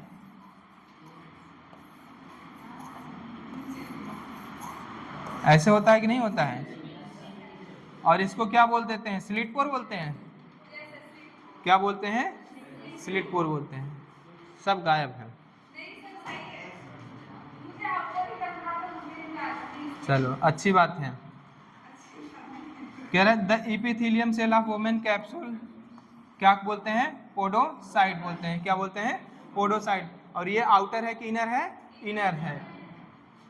अरेंज हो जाती इन इंट्रिकेट मैनर में, so as to leave some minute space. यहाँ पे क्या है, एक इंट्रिकेट मैनर में अरेंज हो जाती है और कुछ इनके बीच में क्या हो जाता है, माइन्यूट सा स्पेस बच जाता है, जिसको हम लोग क्या बोल देते हैं, स्लिट पोर बोल देते हैं। फिल्ट्रेशन स्लिट बोल देते हैं या स्लिट पोर बोलते हैं। इसी के through blood is filtered so finally through this. जो ब्लड फिल्टर होकर इंटरस्टिशियल स्पेस में आता है वो फाइनली इसी स्लिट के थ्रू होते हुए कहाँ पे पहुँचता है, आपका वोमेन्स कैप्सूल में पहुँचता है। समझ में आया कि नहीं, blood is filtered so finally through this membrane that almost all the constituent of the plasma except किसको, plasma protein on to the lumen of the Bowman's capsule, therefore it is considered to be the ultra filtration. ठीक है, ultra filtration. देखो ये क्या कह रहा है कि आपका जो ब्लड जो होता है फिल्टर होकर कहाँ पे आया, इंटरस्टिशियल फ्लूइड में आया। वो क्या होता है, वोमेन्स कैप्सूल की जो इनर लेयर होती है वो क्या होते हैं, ऐसे अरेंज्ड होते हैं कि उनके बीच में क्या होता है, एक स्पेस बचता है, उसको हम लोग फिल्ट्रेशन स्लिट बोलते हैं या स्लिट पोर बोलते हैं। उसी के थ्रू सारा का सारा क्या होता है, फिल्ट्रेट वापस से किस में चला आता है, वोमेन्स कैप्सूल में चलाएगा। और ये क्या होता है, प्लाज्मा का ही कंपोनेंट होता है, एक्सेप्ट किसको, प्लाज्मा प्रोटीन को छोड़ के। ठीक है, इस प्रोसेस को क्या बोल देते हैं, अल्ट्रा फिल्ट्रेशन बोल देते हैं। और ये क्या होता है, नॉन सेलेक्टिव होता है। क्या होता है, एक्सेप्ट प्लाज्मा प्रोटीन, ये सारे चीज़ों को क्या करता है, फिल्टर आउट करके वोमेन्स कैप्सूल में पहुंचा देता है। ठीक है,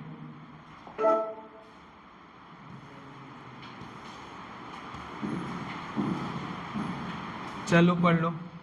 the amount of filtered form by the kidney per minute. Kidney से पर मिनट जो चीज़ें फिल्टर होके वो वोमेंस कैप्सूल में आ रही हैं उसको हम लोग क्या बोलते हैं, ग्लोमेरुलर फिल्ट्रेशन रेट बोल देते हैं। और ग्लोमेरुलर फिल्ट्रेशन रेट कितना होता है पर मिनट, 125 होता है। और पर डे की बात पूछे तो 180 लीटर होता है। ठीक है, ग्लोमेरुलर फिल्ट्रेशन रेट बोल देते हैं। और ये हेल्दी इंडिविजुअल्स के लिए ये GFR कितना होता है आपका 120 ml पर मिनट, याद रखना। ठीक है, ये और या तो 180 लीटर पर डे, समझ में आया कि नहीं, 180 लीटर और 180 ml में कंफ्यूज मत होना। ठीक है, the kidney have a built in mechanism for the regulation of glomerular filtration rate. Kidney के पास क्या होता है, एक मैकेनिज्म होती है जो क्या होती है GFR को क्या कर सकती है, कंट्रोल कर सकती है। ठीक है, अच्छा बताओ, अगर हम अफरेंट आर्टेरियोल का डायमीटर बढ़ा देंगे तो GFR हमारा घट जाएगा कि बढ़ जाएगा? हाँ, देख के बताएगी। क्या हो जाएगा, प्रेशर डिफरेंस से क्या हो जाएगा, बढ़ जाएगा। तो फिल्ट्रेशन भी क्या हो जाएगा, बढ़ जाएगा। फाइनली GFR भी क्या होगा आपका, बढ़ जाएगा। अगर हम अफरेंट आर्टेरियोल का डायमीटर कम कर दें, क्या कर दें, कम कर दें, कम करेंगे तो क्या होगा आपका, घटेगा कि बढ़ेगा, क्या होगा आपका, घट जाएगा। अगर अफरेंट आर्टेरियोल और इफरेंट आर्टेरियोल का डायमीटर सेम कर दें तो GFR क्या होगा, बढ़ जाएगा, घट जाएगा कि जीरो हो जाएगा? क्यों, क्योंकि आपका प्रेशर क्या हो गया, जीरो हो गया। Difference zero, pressure zero, pressure zero, filtration नहीं होगा। जब फिल्ट्रेशन नहीं होगा तो ग्लोमेरुलर फिल्ट्रेशन रेट भी आपका क्या हो जाएगा, जीरो हो जाएगा। ठीक है, अगर इफरेंट आर्टेरियोल का डायमीटर बढ़ाएंगे तो क्या होगा, GFR डाउन होगा कि फॉल होगा कि अप होगा, बढ़ेगा घटेगा, क्या हो जाएगा, कम हो जाएगा। अगर इफरेंट आर्टेरियोल का डायमीटर कम करेंगे तो GFR क्या हो जाएगा, बढ़ जाएगा। ठीक है, क्यों होता है, क्योंकि ग्लोमेरुलर हाइड्रोस्टेटिक प्रेशर क्या होता है, बढ़ जाता है। ठीक,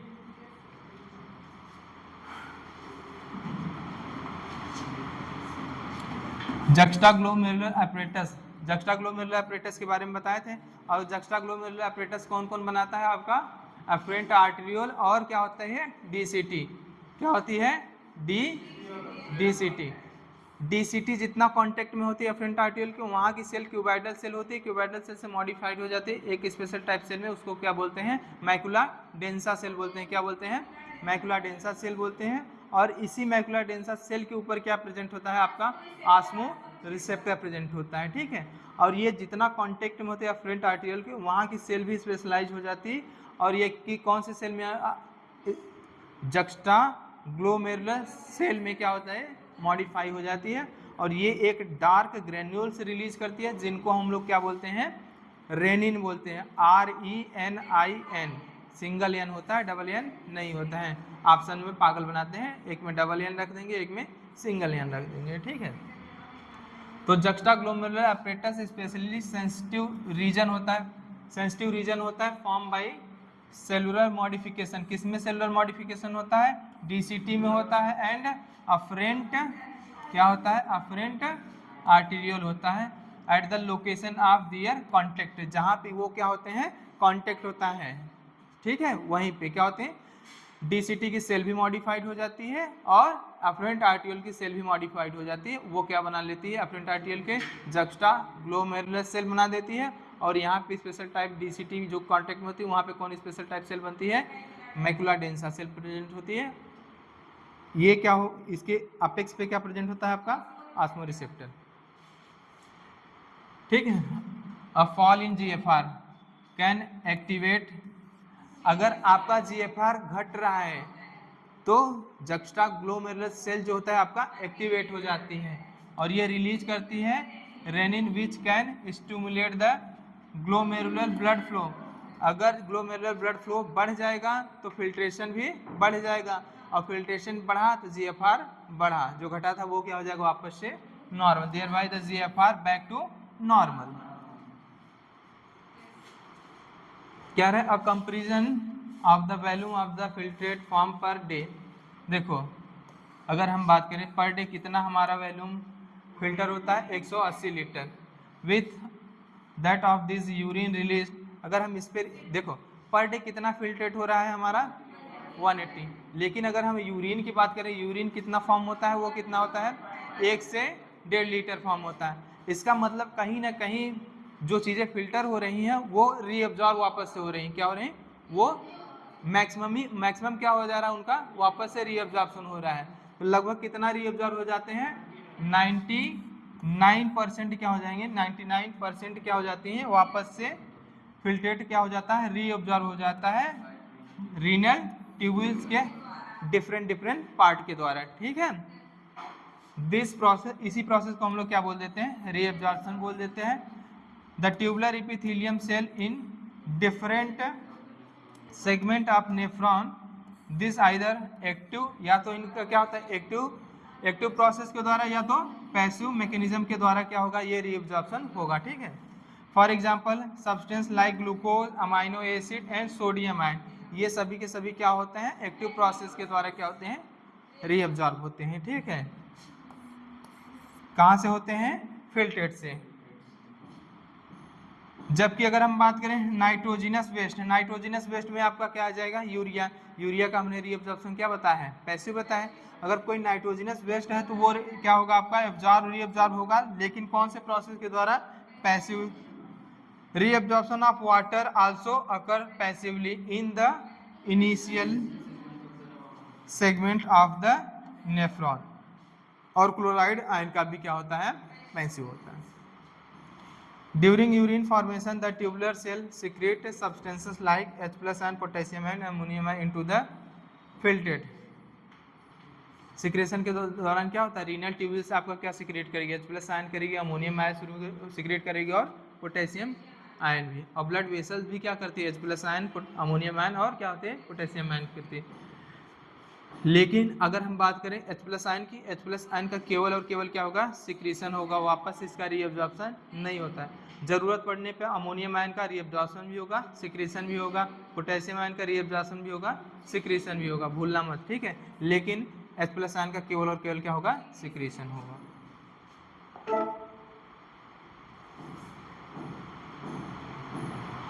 During urine formation, tubular cells secrete substances like H+ and potassium and ammonium into the filtrate. Tubular secretion is also an important step in urine formation as it help in the maintain, क्या करता है? ये maintain करता है आपका secretion. किसको maintain करता है? Help in maintain ionic and acid base balance body fluid जो होती है उनके भी।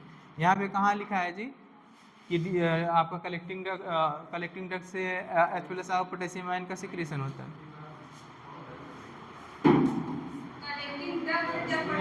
Summary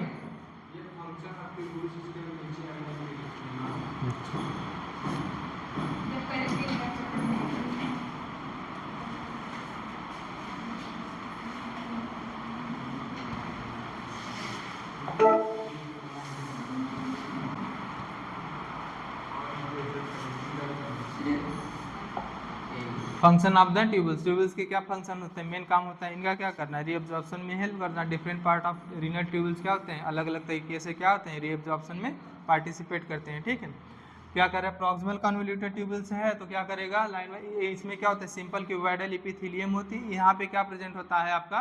brush border. Brush border क्या होगा? प्रेजेंट होगा। क्यों? क्योंकि सरफेस एरिया इंक्रीज करना है। सरफेस एरिया इंक्रीज होगा तो रीअब्जॉर्प्शन भी क्या होगा? मैक्सिमम होगा। क्यूबॉइडल एपिथेलियम कहाँ पे प्रेजेंट होती है? DCT में भी प्रेजेंट होती है, लेकिन वहाँ पे क्या होता है? ब्रश बॉर्डर अपीयरेंस क्या होता है? एब्सेंट होता है। ठीक है, वहाँ पे ब्रश बॉर्डर अपीयरेंस एब्सेंट होगा। तो क्या कह रहा है? PCT is lined by a simple cuboidal brush border. देख लो क्या कर रहा है? ब्रश बॉर्डर एपिथेलियम होते हैं विच ये क्या करती है? इंक्रीज कर देती है सरफेस एरिया को। किसके लिए? रीअब्जॉर्प्शन के लिए। ठीक है, लगभग कितना? 70 से 80%। 80% इलेक्ट्रोलाइट हुआ आपका, वाटर हुआ, इलेक्ट्रोलाइट हुआ, वाटर हुआ, क्या होता है? रीअब्जॉर्ब हो जाता है। कहाँ से? PCT से। ठीक है, अब क्या कह रहा है? PCT also help maintain the pH and ionic balance.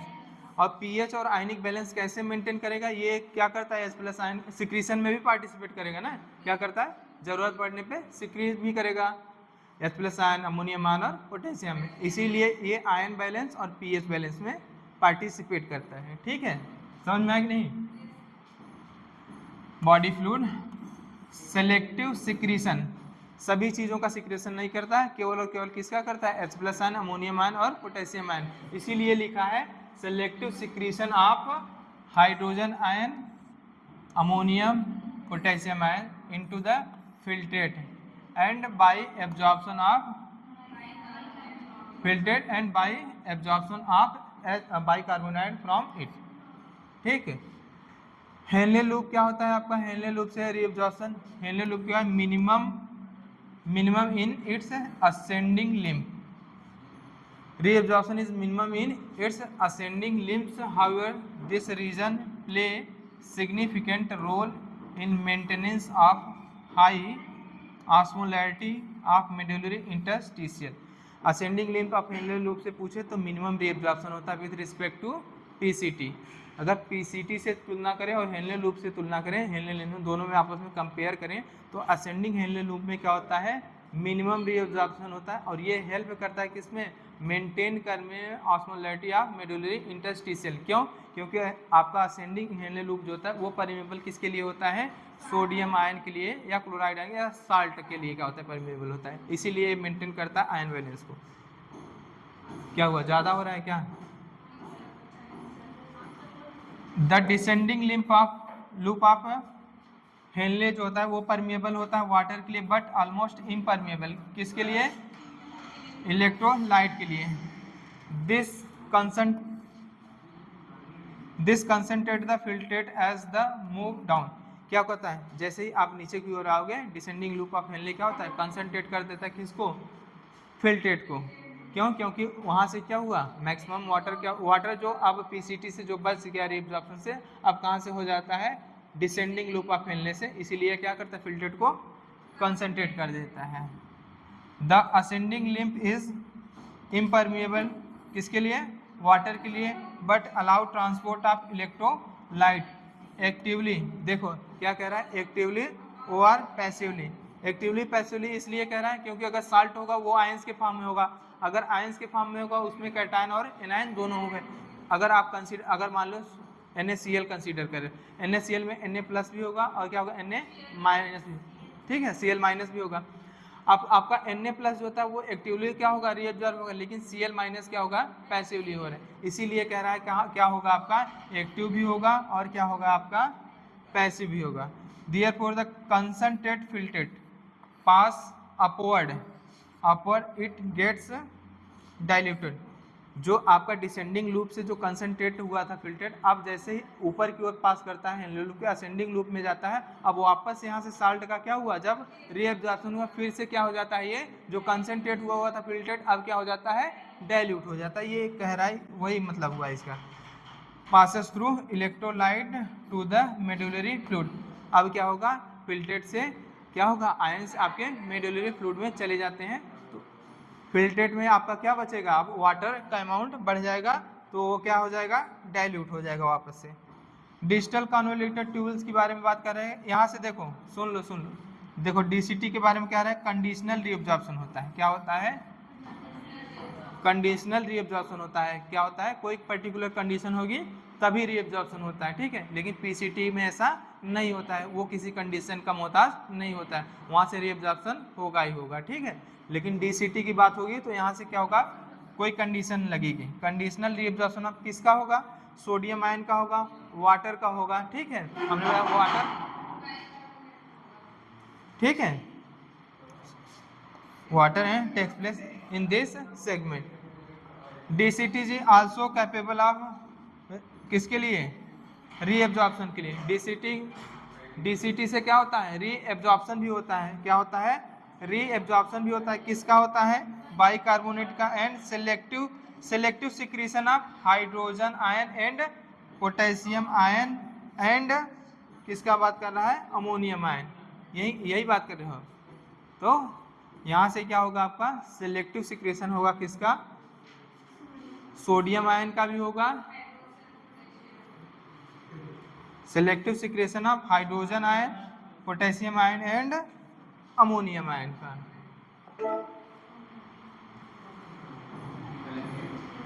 Maintain the pH and sodium potassium balance in blood. इसको समझ लो, उसके बाद छोड़ देते हैं। पुरानी में कुछ और दिया है ना, नई में क्या दिया है?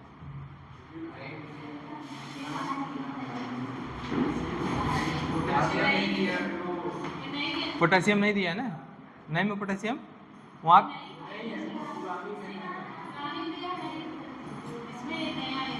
ये नई नहीं है, पुरानी है। नई में दिया होगा आपका H+ आयन और अमोनियम आयन दिया होगा ना, तो वही तो हम भी लिखा रहे हैं, तुम लोग कह रहे हो।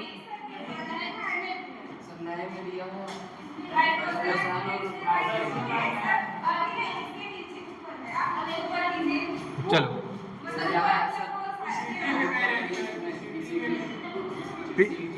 पीसीटी, चलो अब नई एनसीईआरटी डाउनलोड किया करेंगे। ये नई वाली है, चलो छोड़ो। देखो आपका, देखो अगर पीसीटी की बात करें, पीसीटी से किसका किसका रिएब्जॉर्प्शन हो रहा है? बाइकार्बोनेट का और साल्ट का भी, और न्यूट्रिएंट में वाटर हुआ आपका, और क्या हुआ? ये देखो, ये सुनो पहले, ये क्या हो रहे हैं? रीएब्जॉर्ब, वापस से क्या हो रहे हैं? रीएब्जॉर्प्शन हो रहा है। क्या हो रहा है? रीएब्जॉर्प्शन। ये क्या हो रहे हैं आपका? ये क्या हो रहे हैं आपका? सिक्रीशन हो रहा है। कहाँ से? ब्लड से। किसमें? पीसीटी में। ठीक है, ब्लड से कहाँ हो रहा है? ये पहले ब्लड से, कोई चीज़ ब्लड से पहले कहाँ पे आएगा? मेडुलरी इंटरस्टिशियल स्पेस में आएगा, फिर मेडुलरी इंटरस्टिशियल स्पेस से कहाँ पे जाएगा? वापस से रीनल ट्यूबुल्स में आएगा। अब क्या हो रहा है यहाँ? ये जो चीज़ें हैं वो रीनल ट्यूबुल से बाहर की ओर क्या हो रही हैं? आएंगी मेडुलरी इंटरस्टिशियल में, फिर मेडुलरी इंटरस्टिशियल से रीअब्जॉर्ब होंगी ब्लड स्ट्रीम में। ये चीज़ें कहाँ से आ रही हैं? ब्लड स्ट्रीम से आ रही हैं मेडुलरी इंटरस्टिशियल में, फिर कहाँ पे आ रही हैं? रीनल ट्यूबुल्स में। ये आपका रीअब्जॉर्प्शन का दिखा रहा है, और ये किसका दिखा रहा है? सिक्रीशन से। ठीक है, समझ में आया कि नहीं? देखो यहाँ पे H+ आयन क्या हो रहा है? यहाँ पे H+ आयन क्या हो रहा है? यहाँ पे आ रहा है सिक्रेट होकर ब्लड स्ट्रीम से, यहाँ पे अमोनियम आयन आ रहा है, यहाँ से पोटेशियम आयन क्या कर रहा है? सिक्रेट कर रहा है। क्या कर रहा है? पोटेशियम आयन सिक्रेट कर रहा है। डिसेंडिंग हेनले लूप में आओगे, H2O के लिए परमिएबल है, साल्ट के लिए इम्परमिएबल है। असेंडिंग में जाओगे, असेंडिंग हेनले लूप के दो पार्ट होते हैं, एक थिक पार्ट होता है और एक थिन पार्ट होता है। ये थिन सेगमेंट है और ये थिक सेगमेंट है। ये किसके लिए परमिएबल है? सॉल्ट के लिए। किसके लिए है? सॉल्ट के लिए परमिएबल है। देखो ये काउंटर करंट मैकेनिज्म पढ़ोगे, इनमें देखो एक्सचेंजर का भी काम करता है, मल्टीप्लायर का भी काम होता है ना। एक्सचेंजर मल्टीप्लायर का काम होता है। तो Henle loop counter current mechanism में आपका हेनले लूप पार्टिसिपेट करता है, वाशर रेक्टा पार्टिसिपेट करना है। तो कुछ पार्ट क्या होते हैं? एक्सचेंजर का काम करते हैं, कुछ का पार्ट क्या होते हैं? मल्टीप्लायर का काम करते हैं ना। तो वहां पे बताया गया है। देखो जरूरत पड़ने पे क्या होता है? यूरिया का मेडुलरी इंटरस्टिशियल फ्लूइड में क्या होगा? वापस से सम अमाउंट में रीअब्जॉर्प्शन हो जाएगा। और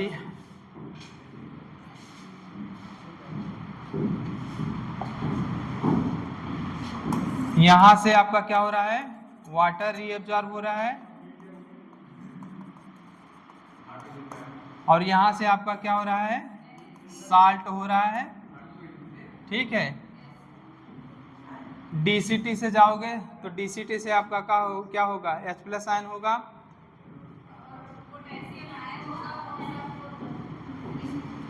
वहां से क्या होगा? आपका वाटर होगा, इलेक्ट्रोलाइट होगा, H+ आयन का सिक्रीशन भी हो सकता है, और क्या हो सकता है? जरूरत पड़ने पे H+ आयन का केवल और केवल सिक्रीशन होगा। पोटेशियम आयन है तो सिक्रीशन भी हो सकता है, रीअब्जॉर्प्शन भी हो सकता है। अमोनियम आयन है, सिक्रीशन भी हो सकता है, रीअब्जॉर्प्शन भी हो सकता है। वापस से कलेक्टिंग डक्ट में चले आएंगे।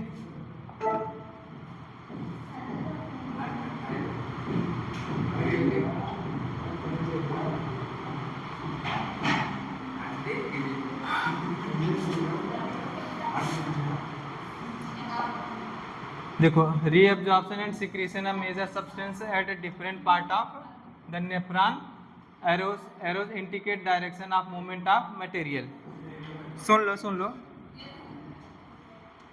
देखो, रीएब्जॉर्प्शन की बात कर रहा है, रीएब्जॉर्प्शन एंड सिक्रीशन। इसमें रीएब्जॉर्प्शन और सिक्रीशन दोनों साथ में दिखाए हैं, ठीक है। जो एरो दिखाया है उसके बारे में बता रहे हैं, क्या कर रहा है, secretion of major substances at different part of the nephron. आपका एरो जो है वो इंडिकेट कर रहा है direction of movement of material, material कहाँ से कहाँ की ओर मूवमेंट कर रहा है, जो एरो है वो बता रहा है। कलेक्टिंग डक्ट में क्या होता है, this long duct extend from cortex to inner part of medulla. Large amount of water could be reabsorbed from this region to produce a concentrated urine. This segment allow passes of small amount of किसका, urea into the medullary interstitial में आपका, और क्या करता है, keep up to osmolarity, osmolarity को वापस से मेंटेन करके रखना। It also play role in the maintenance of the pH and ionic balance of blood by selective secretion of H+ ion and potassium ion, H+ ion and potassium ion। Simply देख लो, collecting duct में होता क्या है, collecting duct से major अगर हम बात करें तो वाटर का क्या होगा, रीएब्जॉर्प्शन होगा। ज़रूरत पड़ने पे यहाँ से क्या हो सकता है, सिक्रीशन भी हो सकता है, किसका, H+ आयन का और पोटेशियम आयन का। और अगर ज़रूरत पड़ती है तो रीएब्जॉर्प्शन स्मॉल अमाउंट में किसकी हो सकती है, यूरिया की। क्यों, क्योंकि मेडुलरी इंटरस्टिशियल की ऑस्मोलैरिटी को मेंटेन करने के लिए, ठीक है। चलो भैया यहीं तक पढ़ाएंगे। हाँ भैया,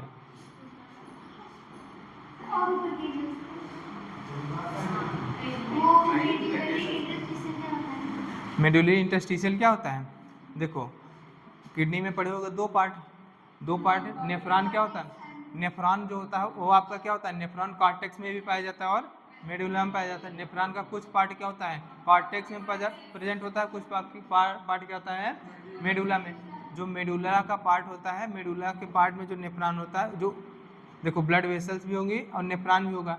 नेफ्रॉन और ब्लड वेसल्स के बीच में जो स्पेस होता है उसको क्या बोलते हैं, इंटरस्टिशियल स्पेस बोलते हैं। अगर मेडुला का है तो क्या बोल देंगे, मेडुलरी इंटरस्टिशियल स्पेस बोल देते हैं, ठीक है।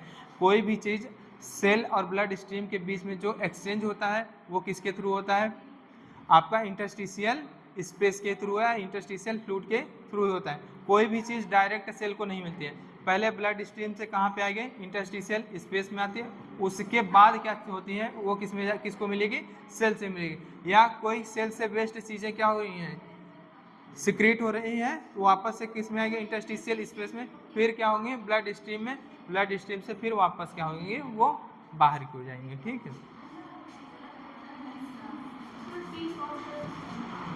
चलो भैया इतना ही पढ़ाएंगे।